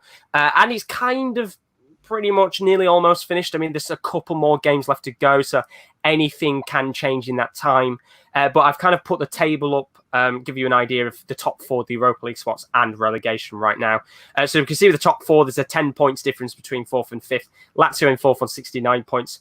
Inter Milan in 3rd on 72 points. 2nd is Atalanta on 74 points. And Juventus on 80 points in 1st. They've got a game in hand by the way, as well. So that looks like it's probably not going to change unless something very, very drastically happens where Lazio bottle it in somehow. AC Milan gone a big run of form. Europa League spots, 5th place, AC Milan, 59 points. Big win last night. And an update as well. If you didn't see the news last night, Ralf Rangnick is now not joining AC Milan. There was a U-turn last night. It was breaking news all over Italy. Big piece of news. We talked about it about a week or two ago that the RB Leipzig director of football was supposed to be becoming the brand new manager of AC Milan. They've now changed their approach. We talked about it before with their current manager, Stefano Pioli, doing a fantastic job at the club. They did actually win again last night, which I believe now means that AC Milan have won or unbeaten in like their last 7 or 8. They've now gifted Stefano Pioli a new 2-year contract, so he'll be staying at the club. And Ralf Rangnick will now not be joining AC Milan, and he'll be staying at RB Leipzig. So they've made a very, very drastic U-turn overnight. So, of course, it's great to see them doing so well. And in terms of the Europa League spots, it does potentially finally look like Milan will be back in the Europa League next season. 6th is Roma on 58 points. 7th is Napoli on 56 points. And AC Milan did actually play Sassuolo last night, and they beat them, which means that Sassuolo are currently 8 points away from a Europa League spot. So with a couple of games left, it does look like AC Milan might finally make it back into Europe, which is fantastic to see. I'm looking forward to this because Atalanta have got 3 games left of the season, but 2. One's Milan and then one's Inter. Inter on the final day. And I can load up Juventus for 2 seconds. Juventus have got... There you go, for you. 4. There you go. Juventus have got Udinese, Sampdoria, Cagliari, and then Roma on the final day. So big game for Roma, because if Roma beat Juventus and Atalanta beat, if AC beat whoever they're playing, and hold up, there's 2 Atalantas. There is 2 Atalantas on there. Normal Milan. That's the AC Milan on there. All right, yeah. So are they both away games as well? No, one's home, one's away. One's home. So I put kind of a couple more of the important games that people might want to keep an eye out for over the next kind of week or 2 in Serie A. As Roman perfectly said a moment ago, the final day of the season is unbelievable. But before I talk about that, the relegation battle as well is not really as tight as you'd expect it to. Spal, bottom of the league on 19 points. 19th is Brescia on 24 points. 18th is Lecce on 29 points. And then just above the relegation zone right now is Genoa on 33 points. Now, the fixtures I've picked out, Lecce versus Brescia is tonight. That's a big game because, of course, if Lecce do win, they're going to be 1 point behind Genoa. If Brescia win, then they will actually go above Lecce into 18th place. And, of course, with a couple of games left, anything can happen. Will they not? No. Oh, sorry, my bad. They won't actually. Brescia on 24. My bad. I didn't want someone to call you out in the chat and call you a liar. No, they won't go. Call you a liar. Everyone's dressing gowns off. What? 2 points. Your dressing gowns off. Well, yeah, because I'm absolutely roasting. Well, yeah, no, there'll be 2 points behind Lecce, not above them. But if Lecce do win, 1 point behind Genoa, they could be dragged straight back into that Serie A relegation battle. So that's tonight at 9:15. Is this their first season? Who for Lecce? Lecce, yeah. Yeah. In fact, all 3 teams there came up this season, so they're all about to go straight back down again, which is unsurprising, to be honest. It's so hard in Serie A to stay up. Then the other fixtures I picked out, Milan versus Atalanta. Now, technically speaking, it's not a major game in terms of teams swapping positions, but they're the 2 most informed sides in Serie A this season. See, Jessel's put liar now. Fuck's sake. Milan, of course, unbeaten in 6 or 7. Atalanta haven't lost since the return of the league. That's going to be a great game to watch. That's on Friday, 9:15. And then, as Roman perfectly said, what a last day to the season. Atalanta, Inter Milan, 2nd versus 3rd as it currently stands. Napoli versus Lazio, that's 4th versus 7th. And Juventus versus Roma, that's 1st versus 5th. That's on the 2nd of August. Obviously, as well, for those teams playing each other, it's better to finish higher up the league. Because I'm pretty in Italy, don't you still have to play the playoff for the Champions League? Or is it the Europa League you have to play the playoff for? If you finish in a certain position? It's usually the Europa League. You'll play the playoff. Yeah, so for those teams, obviously, you want to for a team like Atalanta, who have really come of age this season, you want to finish as high as you can, and I want to see them finish as high as they can. That's a lot of hard games for them. And they've also got PSG, don't they? After the season finishes as well. So it's a good practice. Warm up, yeah. Yeah, playing a team like Inter Milan. Absolutely. I mean, there's some tough fixtures, but they've always done really good in those fixtures. And I think a great thing for them as well is the last game of the season. I think it's only a week afterwards that they will play their game against PSG. So they're not really having to wait a great deal of time to go into that next fixture. So players should be ready and raring to go. I think it's a little bit over a week until that fixture against PSG. But they're the fixtures to look out for in Serie A next over the next coming weeks. As I said, not really much in terms to predict of the table. It could change very, very slightly. But, of course, there's such big differences between teams in the Europa League and the relegation battle that it's going to be very hard for clubs to sneak in unless they can pretty much win all their games. Now, I've also done another games of the week, kind of the last one we'll do for now. So I picked out some good games. Of course, Super League is coming to an end this week as well. Kayserispor versus Trabzonspor doesn't sound like a big game on paper. But it's a massive, massive match. Now, we've talked about Trabzonspor before. They've had a great, great season in the Super League. They need to win that game if they want to get into a Champions League spot, or it could be taken away from them. Kayserispor, they need to win as well. There's 5 teams that could go down in the Super League on the last day of the season. And the way that they work the Super League is they don't all play on the same day. So it's actually spread across the weekend with the champions, Istanbul Basaksehir, which congratulations to them, by the way, because the likes of Robinho and Gael Clichy have picked up a title in the Turkish Super League, which means we will see them next season in the Champions League. Get in there. Apart from Robinho, because we'll not talk about that situation. If you haven't seen it, it's worth a Google on the certain situation that Robinho got himself into. Google. Go on, Rowan, you'll have a look. So that is the Turkish Super League. Liga NOS is finishing this weekend as well. Congratulations to FC Porto, champions of the league. As I said multiple times, they were 7 points behind Benfica. For God's sake. Yeah, it's a bad situation. They then went 7 points ahead, and I think they're now 10 points ahead of Benfica. So the title is wrapped up there, but all the top 4 teams play against each other on the final match day in Portugal. So Benfica versus Sporting and Braga versus Porto. That's Saturday at 9:15. The Coupe de France final. French teams are finally back playing again. PSG take on Saint Etienne. Now, they don't have William Saliba on Friday night. Of course, there's been a lot of problems between Saint Etienne and Arsenal trying to get him ready to play. He won't be starting.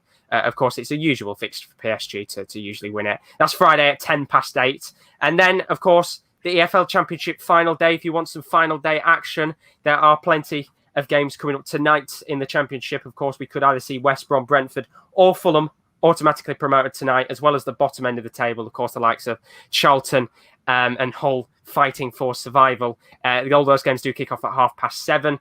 And then something else as well. The Russian Premier League finishes today. If you want to watch those games, they're available for free on YouTube. That's from 5 p.m. tonight. So some good games still going on there. I think there's 5 or 6 teams still fighting for the Europa League spot. So well worth checking out. If you want a bit of free football, absolutely worth it. It's on YouTube tonight from 5, free of charge. It's well worth checking out. So there's a couple of the games this week that's well worth looking out for. And of course, it's probably worth checking out the EFL Championship games tonight. Some bloody good ones indeed. Just looking at the chat very quickly, a lot of people kind of praising Atalanta. Bernardo putting hope in Atalanta hold this form next season, really become a league contender. Chris put 66-1 Atalanta to win Serie A this season. Worth sticking a quid on that. Rowan, you like a bet? I do like a bet. I shouldn't like a bet, but I do. Yeah, quid it's bad actually, isn't it? It's a decent shout. I mean, it's only 6 points. I think Juve have a game in hand as well. Ooh. So see what the odds are after tonight, because Juve are playing tonight, aren't they? They are. See what it's like tonight, and then have a look. It's well worth a shout. Oh yeah, definitely bet responsibly. We've got to say that. But in terms of betting responsibly, should we have a gamble? Should we have a game before we talk about our other shows? Go on. Should we end it off? Right. So I left the opening section till the end because, of course, it is the final podcast. Let's end with a bang. We like a quiz on here, don't we? We love a quiz. Love a quiz. Get your pen and paper ready. If you're in the chat, just put it in the chat anyway. I'm pretty sure the boys won't look. We've got 10 questions on the board. It's a European quiz. Turn the chat off because I will look. It's fucking hard, I tell you. I've made it hard. I need to turn the chat off. It's hard. Fuck's sake. It's hard. When is it never hard? I always make it as hard as I possibly can. And quiz. And he normally gets them all right, so I normally just copy his answers. But it's a tricky one, I tell you. So this is based once again on European football. I'll let Rowan get a piece of paper. I'll tell the chat. So basically, it's based on European football once again. 10 questions are on the board. It is from the top 5 European leagues. So there are no questions in here based, I don't know, on the Czech division of football or anything like that. Make sure you don't get kicked off, Josh. Don't worry, I'm in control. I'm in the building. I shouldn't get kicked off unless I accidentally lock my camera. So if you're going to play along, do put in the chat your answers. As I said, Rowan will be back in a moment. He's just getting himself ready. Boom. I mean, Bernardo's put, let's get quizzical. Quizzical. I want to get quizzical. Quizzical. Are you got answers? Be right. Go on, Rowan. I want the answers all night. Yeah, quizzical. You don't forget. These are not the lyrics. We love it so much. Oh, we will have it back, by the way, because our next podcast might be back in the studio when the season starts. But moving, aren't we? We're all moving. We are indeed. It's mad. No offense, we're all going to be together. No offense to my mother. I apologise, but finally we'll be able to get rid of this horrible backdrop in the background. But are we ready? You're not even bringing your new chair with you, Josh. No, I'm not. Unfortunately, I'm keeping it for my brother now. But we're on. Are you ready? Are you raring to go? Is pen and paper at the ready? Let's do this. Paper. Let's go. Right. There are 10 questions today, all based on European football like they were last week. They're based on the 5 main divisions of football. They are hard as I could possibly make them. We've done loads of quizzes. I wanted to make them as hard as I possibly could for the final quiz. We like to torture them at the end. Right. Question number 1. Most of these questions, by the way, are pieces of news that were in the news over the recent week and 2 weeks as leagues have ended. You probably won't have seen them, which is why it's so hard getting there. Question number 1. Which team in the 5 main European leagues this week became the first side to hit the woodwork 50 times in the last 2 seasons? This week. This was in the news, by the way. Which team in the top 5 main European leagues this week became the first side? It can't be Bundesliga. There is a hint there on the table to give you a bit of help. Well done. Just thought I'd narrow it down very slightly. Brain box. You can knock out 20 teams pretty much. Which team in the 5 main European leagues this week became the first side to hit the woodwork 50 times in the last 2 seasons? It was in the news. You probably won't have seen it, which makes it even better because it's a bloody hard one. If you get the team's league correct, all right, I'll give you half a point because it's a tough one. If you get the team right, you get a point. Right. So everybody's getting in their answers. I think we should have free guesses. Go on then. No, no, free guesses. No, I'll be nice. I'll let you have free guesses because there is about 80 teams. Yeah. It's a tough set of questions, so I'll be lenient. It's the last podcast. Let's be nice. So if the guys in the chat were taking part, put 3 clubs in the comments below, and if anybody gets it right, then I will be very, very impressed. It was in the news. It's a very, very tough one indeed. So Kieran D's got his 3. Right. Some bad situation. I know you guys haven't got the comments up, but Jesseland, you're very, very close. You're very, very close indeed. Who's mid-table? It is not often, by the way, that this happens. In fact, I don't think it's happened for quite some time before. Napoli, there was a couple of teams that have done it before this. The likes of Napoli have done it. The likes of Juventus. I thought you were giving away the answer there. No. The likes of Napoli, Everton have done this before in the past. But have they done it again? That is the question. Then? Right. So there we go. We've got a couple of people that have put their answers in the chat. Question is, who has done it? The question was, which team in the 5 main European leagues this week became the first side to hit the woodwork 50 times in the last 2 seasons? Kieran D, what are the 3 clubs that you've put? Tottenham, Atalanta, Barcelona. Tottenham, Atalanta, and Barcelona. Gone very different. Rowan? Levante, Osasuna, and Aston Villa. Ooh. The correct answer was Napoli. Oh, you're great. I gave you the hint. As if he's done that. They have done it before. Napoli. Be fair, I guessed Atalanta. They're in Serie A. Is that half a point? That is half a point indeed. Result. You are correct. In terms of the chat, predictions wise, Benaldo put Everton, Marseille, or PSG. Jesselyn would have got half a point as well. He said Atalanta, Milan, Inter Milan. He was very, very close indeed. With all the that one. Technically, you would have got 1.5 point there, but Benaldo put scratch PSG, happy Lazio. You were close enough. But it was Napoli.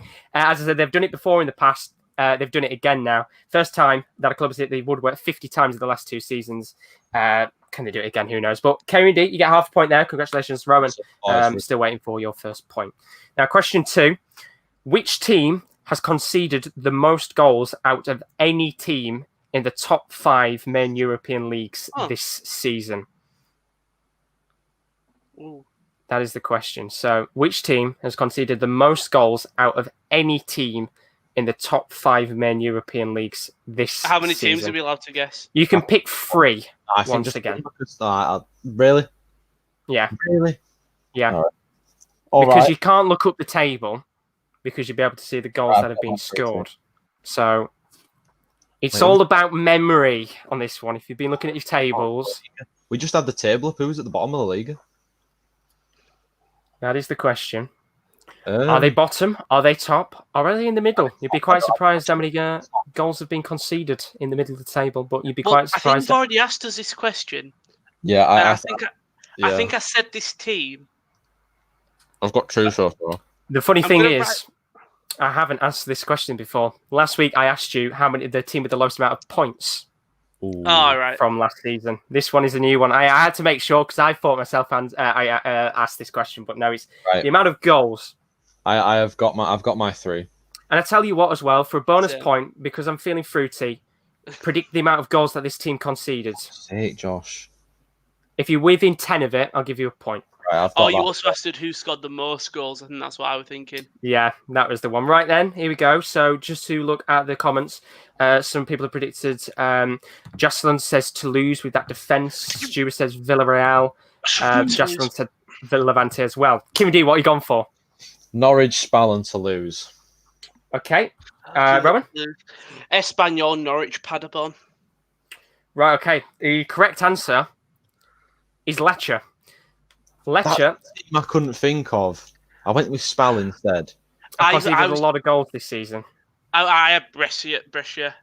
And I tell you what, you would have been very, very close, Rowan, because Paderborn was second for the most goals conceded. Bernardo put Watford, Espanyol, Sassuolo. You were kind of close. High? Chris has put Lecce. I'm pretty sure you put Lecce after I put it in the chat. 84. Question is, 84? I put 98. No one gets any points. They've conceded 76 goals this season. Second was Paderborn with 74. So I'm on a solid 0 points. So 0 points for anybody there. I'm lucky on that one. Question number 3. We're going to move over to the Bundesliga this time. After an impressive start to the season in the Bundesliga, Schalke would eventually go and finish 12th in the Bundesliga under David Wagner after being in the top 4 before Christmas. But how many games would the club go on not to win? After an impressive start to the season in the Bundesliga, Schalke would finish 12th under David Wagner after being in the top 4 before Christmas. But how many games would the club go without a win? We only have to guess one number, right? Yeah, one number on this one. I've put one number. I'm putting one in the bracket. Just so we'll let I'll get the chat there to drop their answers in. So it's how many games have Schalke gone without a win? They started the season very impressively. We talked about them before, potentially being the shout for the Champions League and the Europa League. They finished 12th under David Wagner. But how many games of the club would the club go without a win? So I'll ask Kimmy D first. How many games do you think they've gone without a win? I've gone for 16. 16. Robin? 11. 11. The correct answer is indeed 16. You are spot on. 16 games without a win.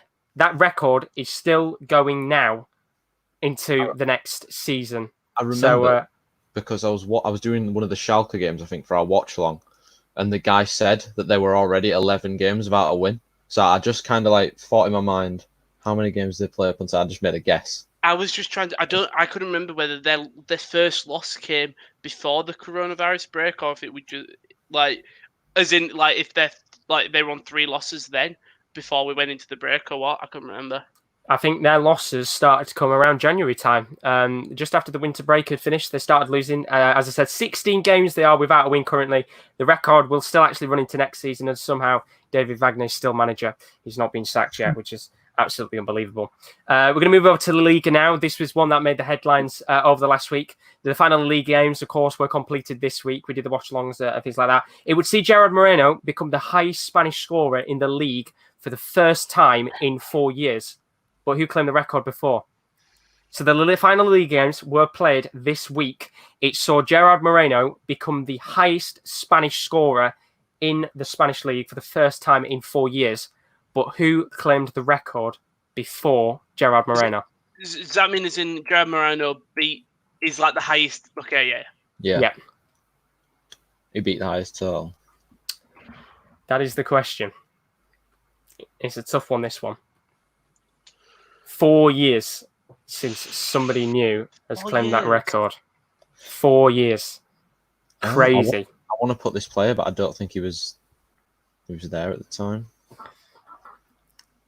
It's a tough question, this one. I mean, there were some close predictions in the chat for the previous one. Jesselyn said 20 games. To be honest, with the way that Schalke are, probably will go to 20 games. Chris put 15. You were one off. Very, very close. Very, very close indeed. And Alexa and Benaldo both put 9 games for that one too. Not too far off. Could have been a little bit closer. I'm not. Oh my god! I've got 2 in my head. It's a very, very tricky one. But it was a lot of the news. La Liga went mental about it for some bizarre reason. I'm going to put in brackets another name that I'm thinking, but my one outside the brackets is my main answer. I'm just trying to think of Spanish strikers, and I can't think of any. Got some predictions in the chat. I do like them. Not too bad predictions-wise. I can think of one, but I don't know if he was there. Screw it, I'll go with it. It's a tough one. So the question for number 4 was, the final league games played this week, it would see Gerard Moreno become the highest Spanish scorer in the league for the first time in 4 years. But who claimed the record before him? Kieran D. David Villa. David Villa. Rowan? Aduriz. The correct answer was Iago Aspas. Oh. Iago Aspas has claimed the record for the previous 3 seasons before Gerard Moreno as the highest Spanish scorer in the league. Gerard Moreno finally broke that duct. He's taken that this year, scored in his final game to take that. A couple of the predictions of the chat, not too bad. Chris did predict Aduriz as well. Jesselyn put Iñaki Williams and Munayin, and then Bernardo put PK. In fairness, you probably could have put Ramos up there and you wouldn't be far off. Ramos would have been 3rd this season. Yeah.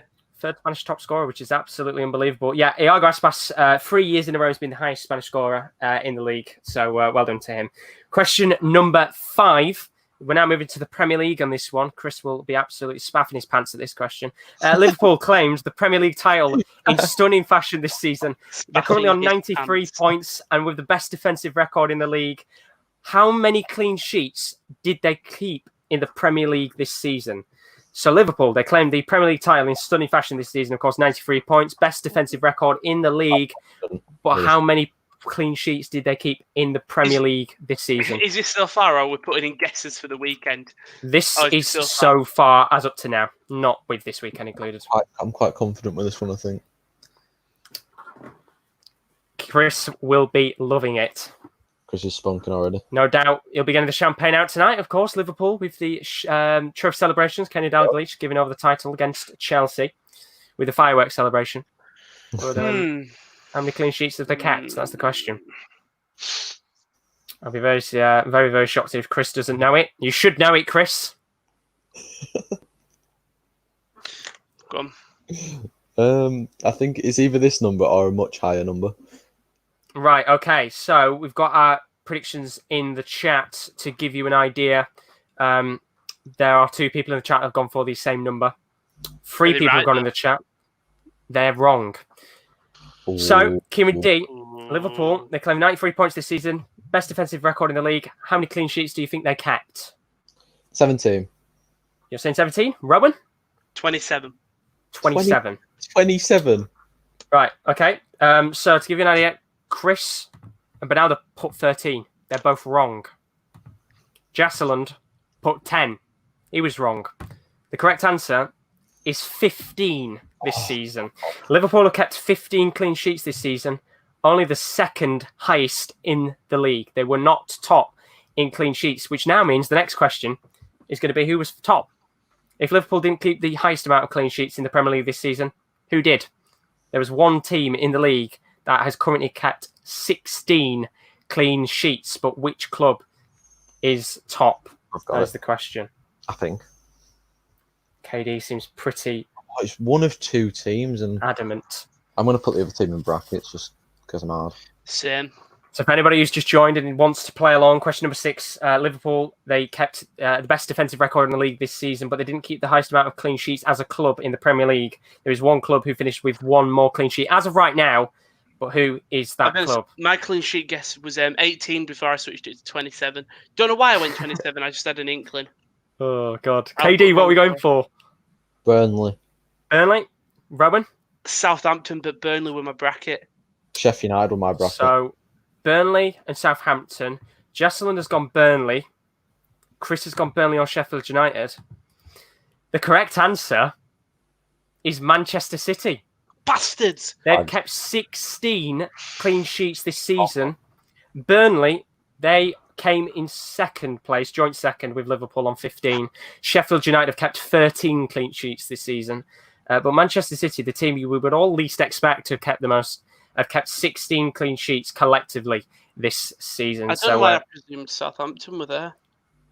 No points there. I mean, Southampton haven't been too bad since the return. But yeah, but bad before. I would have had a look. I think they've had about 9 this season. And Justin's put Southampton's keeper is the worst in the league. What, Angus Gunn? Oh, no, it's Alex McCarthy. I got to be Alex McCarthy, hasn't it? Angus Gunn's my number 1, so... In our FM save. Not too bad there. Somebody did predict Manchester United. Oh, we're up there. We are up there. You are up there. You are up there indeed. I do love that you didn't try to attempt anything. You just... Someone has said it. I don't want to. The worst thing I could do is butcher names. That's the last thing I want to do. Oh, yeah. Question 7 is about somebody who did used to play for Man United. That is about Cristiano Ronaldo. Now, if you do like your Twitter, you do like your social media, whether you're a fan of Juventus or Harrogate Town, no matter where you go, everybody tweets about Ronaldo being a penalty merchant. Whether you're following Rotherham United or Oldham, no doubt there is a Messi fan putting something about Ronaldo's penalties in your football social media.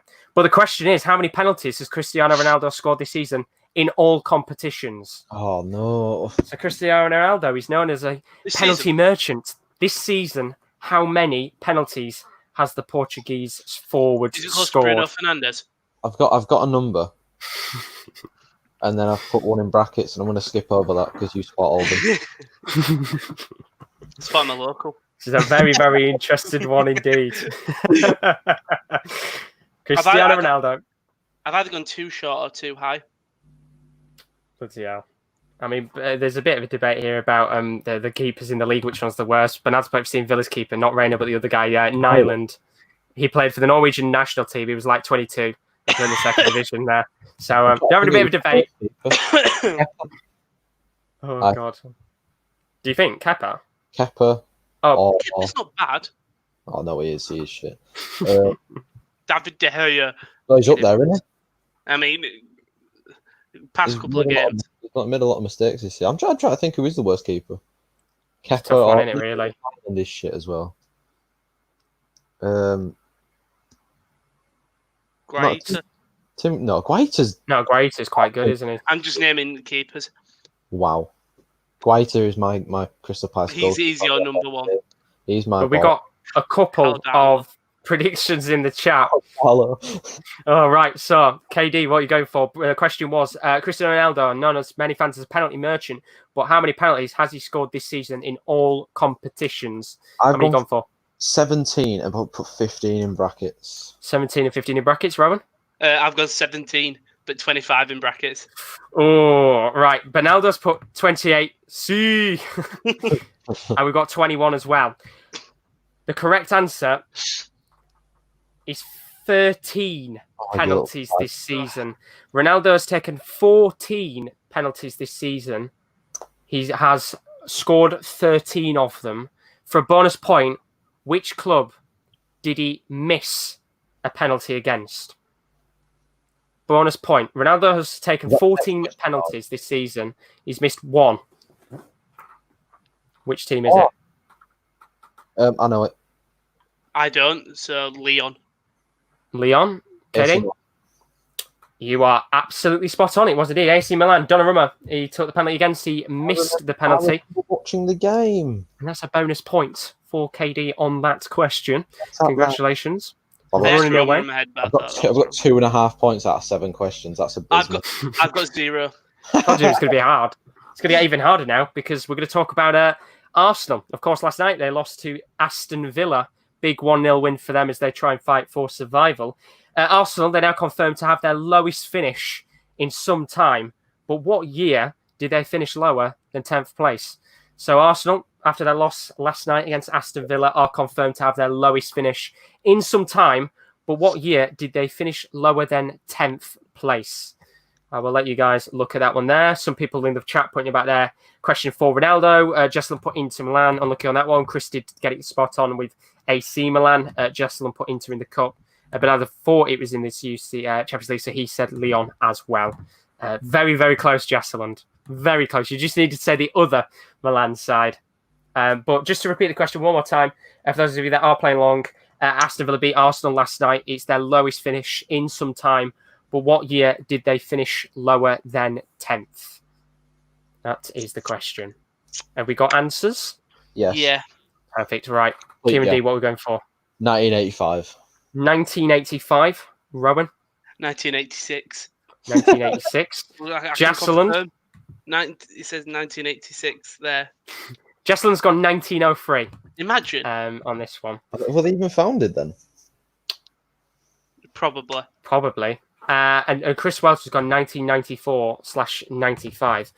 The correct answer, the boy is absolutely spot on, Chris. 1994 to 1995 was the season where Arsenal finished 12th. They finished 12th place under George Graham. It saw him sacked after 9 years at the helm of the club. So 1995 for Arsenal there. Of course, as it currently stands, they are looking potentially to finish in 10th place. Question number 9. Hull City have had one of the biggest form drops of any club in Europe from January until now.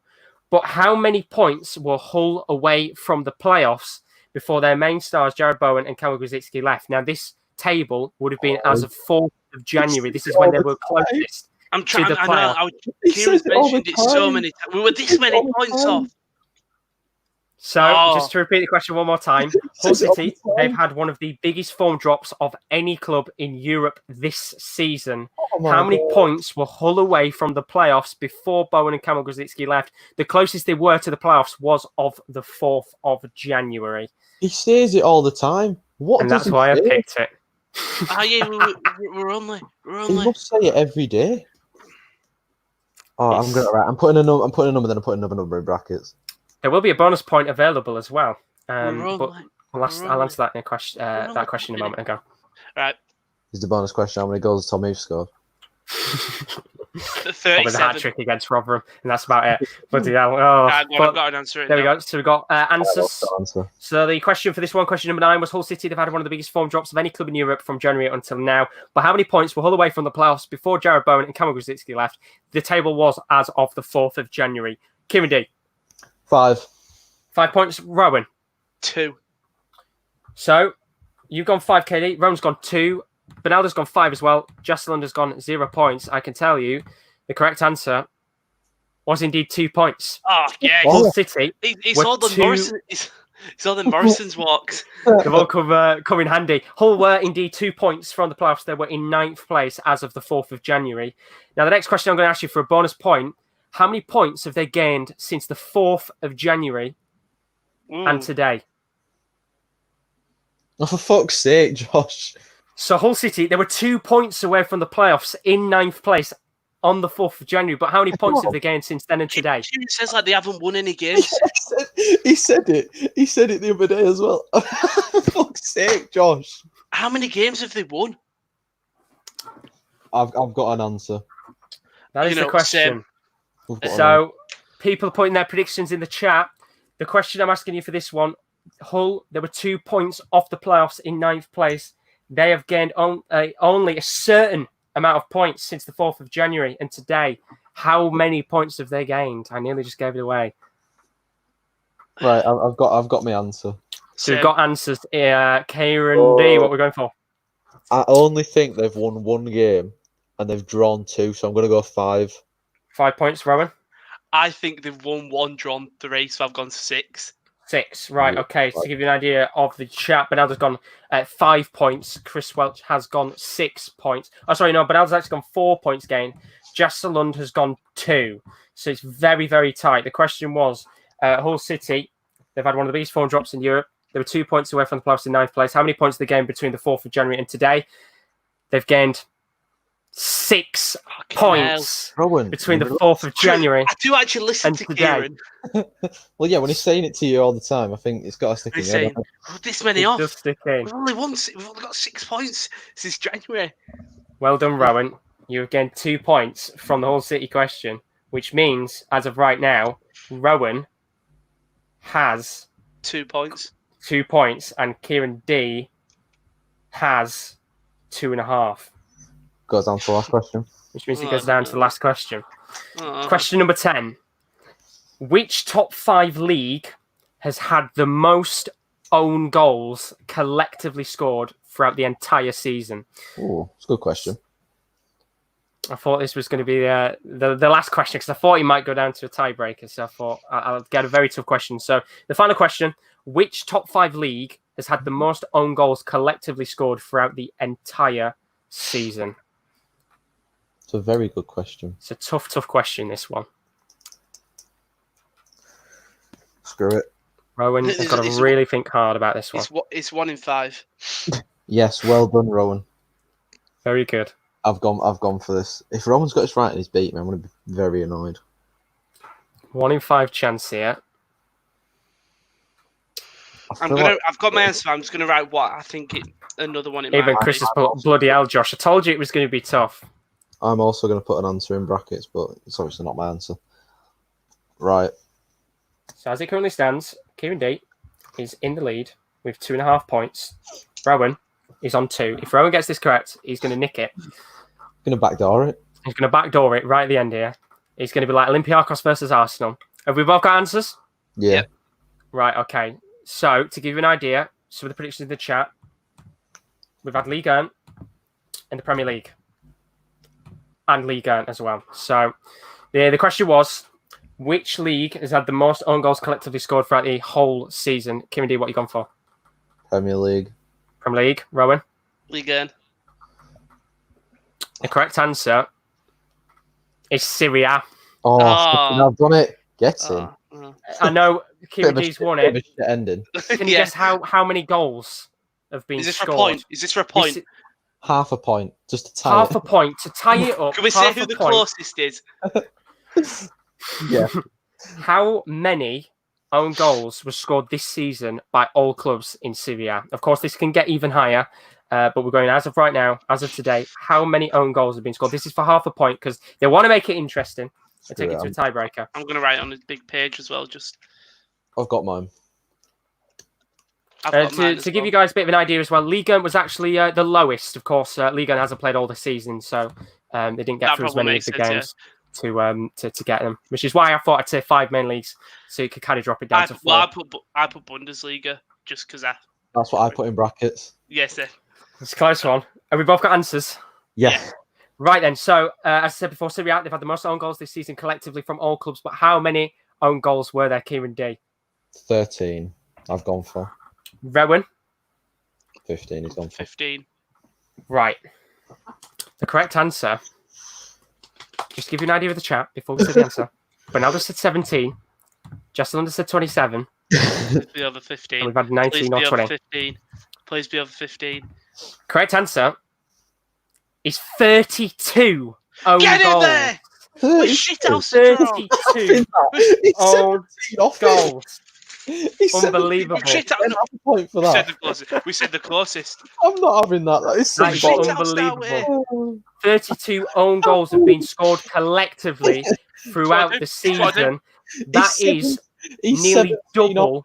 And he's getting half a point. Honestly, it's unbelievable. Nearly double the amount of La Liga and the Premier League Rocket put together. Istanbul, the top corner. He's done it. You've drawn. You've not won. He's drawn. I'll take it from the bowels. I was losing 2.5-0. Unbelievable.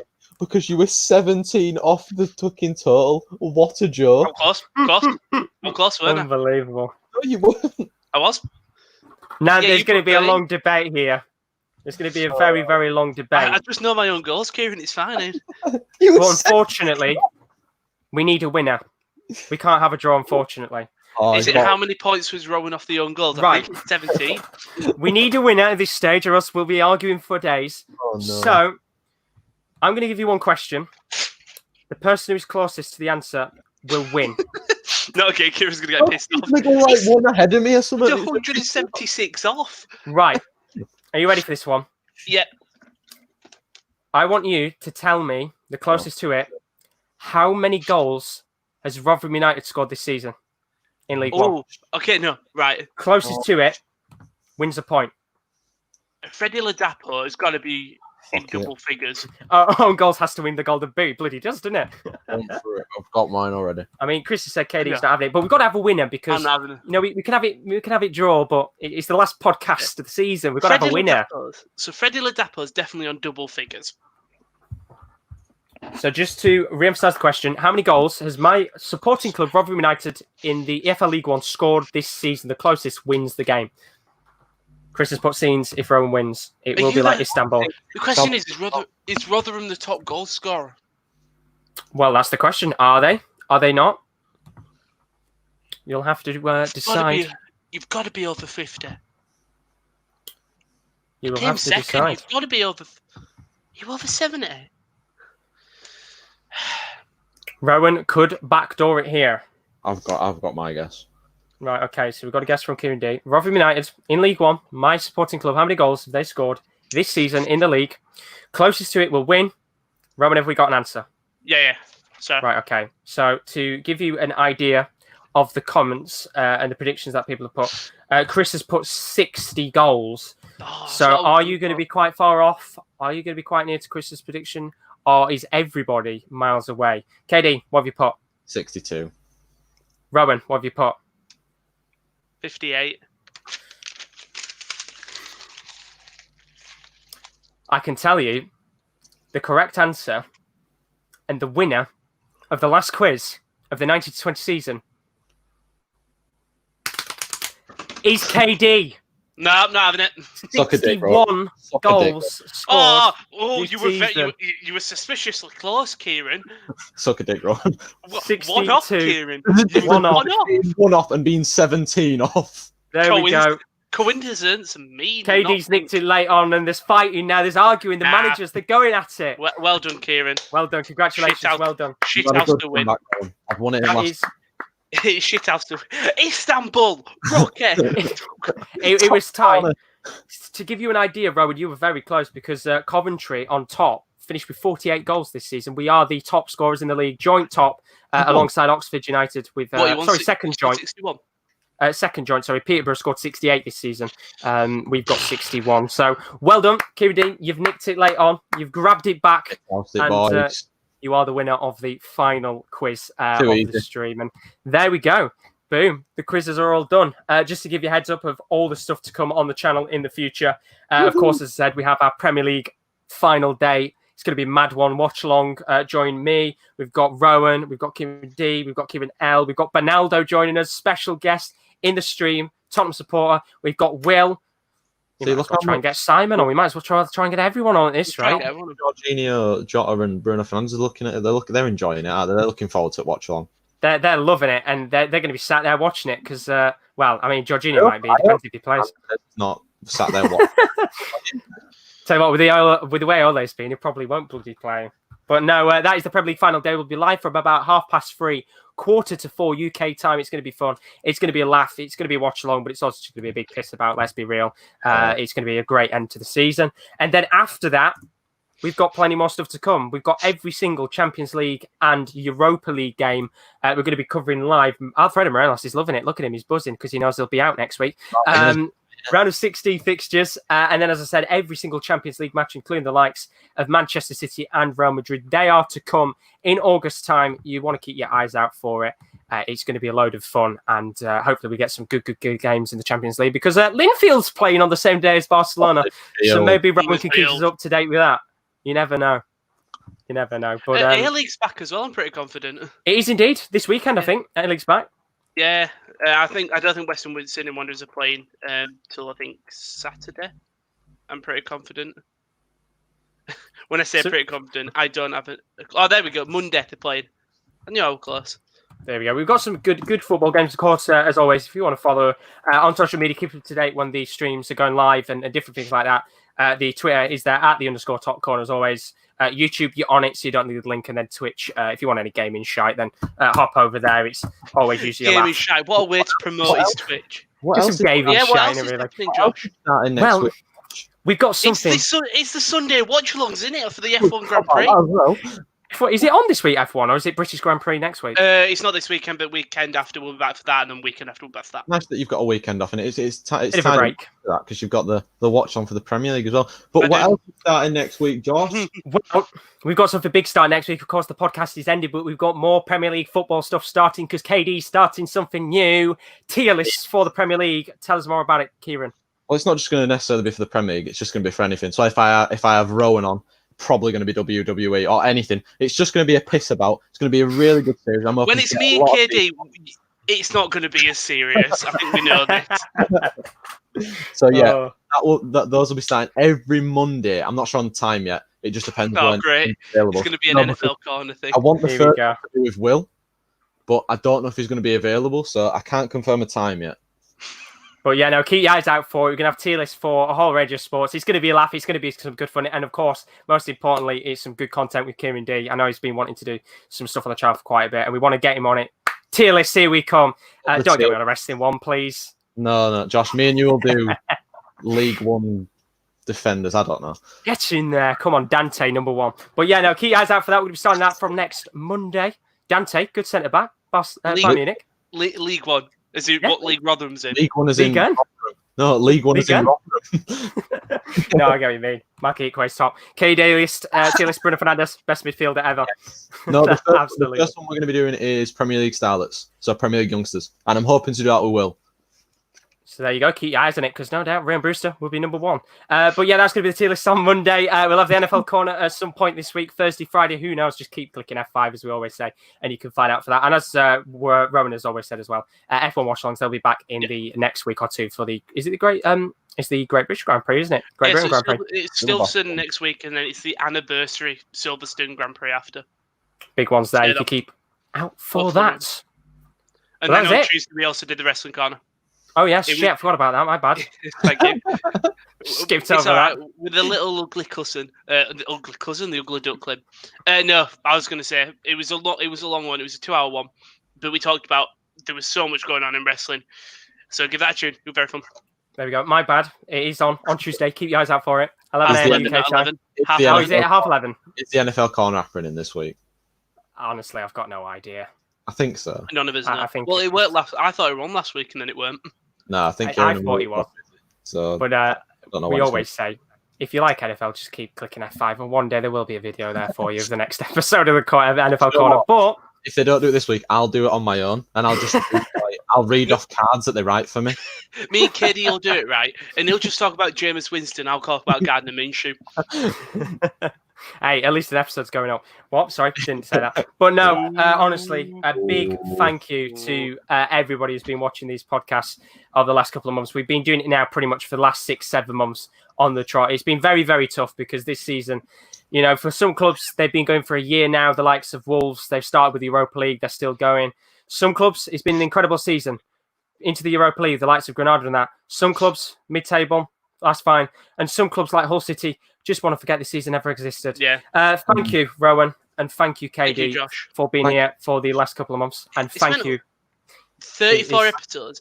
The way to start like our podcasting careers is we have a wide epidemic that means we can't all record together. Then it means that all the leagues are suspended. So for 4 months we have to do Team of the Years. Oh, it's mad, isn't it? We still got through it all. We have indeed. Pandemic isn't going to stop us. We might have at some point coming out potentially a Europa League and the Champions League overview show. It won't be a long one. It'll be kind of a quick, just kind of look over the Europa League and the Champions League as that comes back. But in the meantime, I say keep your eyes out for the Champions League and Europa League stuff. We will be back with all of the Top Corner podcast stuff mid-September when all the leagues start up again. We should, fingers crossed, maybe back in the studio once again. Hopefully, fingers crossed, underway with all of that. But if not, we might have a couple more episodes on StreamYard. It all depends on what happens with this pandemic. We'll have to find out, of course. But once again, thank you ever so much. Good luck to all of the teams with their final games. And as I said, thank you, Kieran D. Thank you, Rowan. And thank you, Kieran L. He's not here today, but big thank you to him. We'll be back in mid-September. Thank you very much. Have a great rest of your summer. And we'll see you in September time. See you later. Bye. Bye.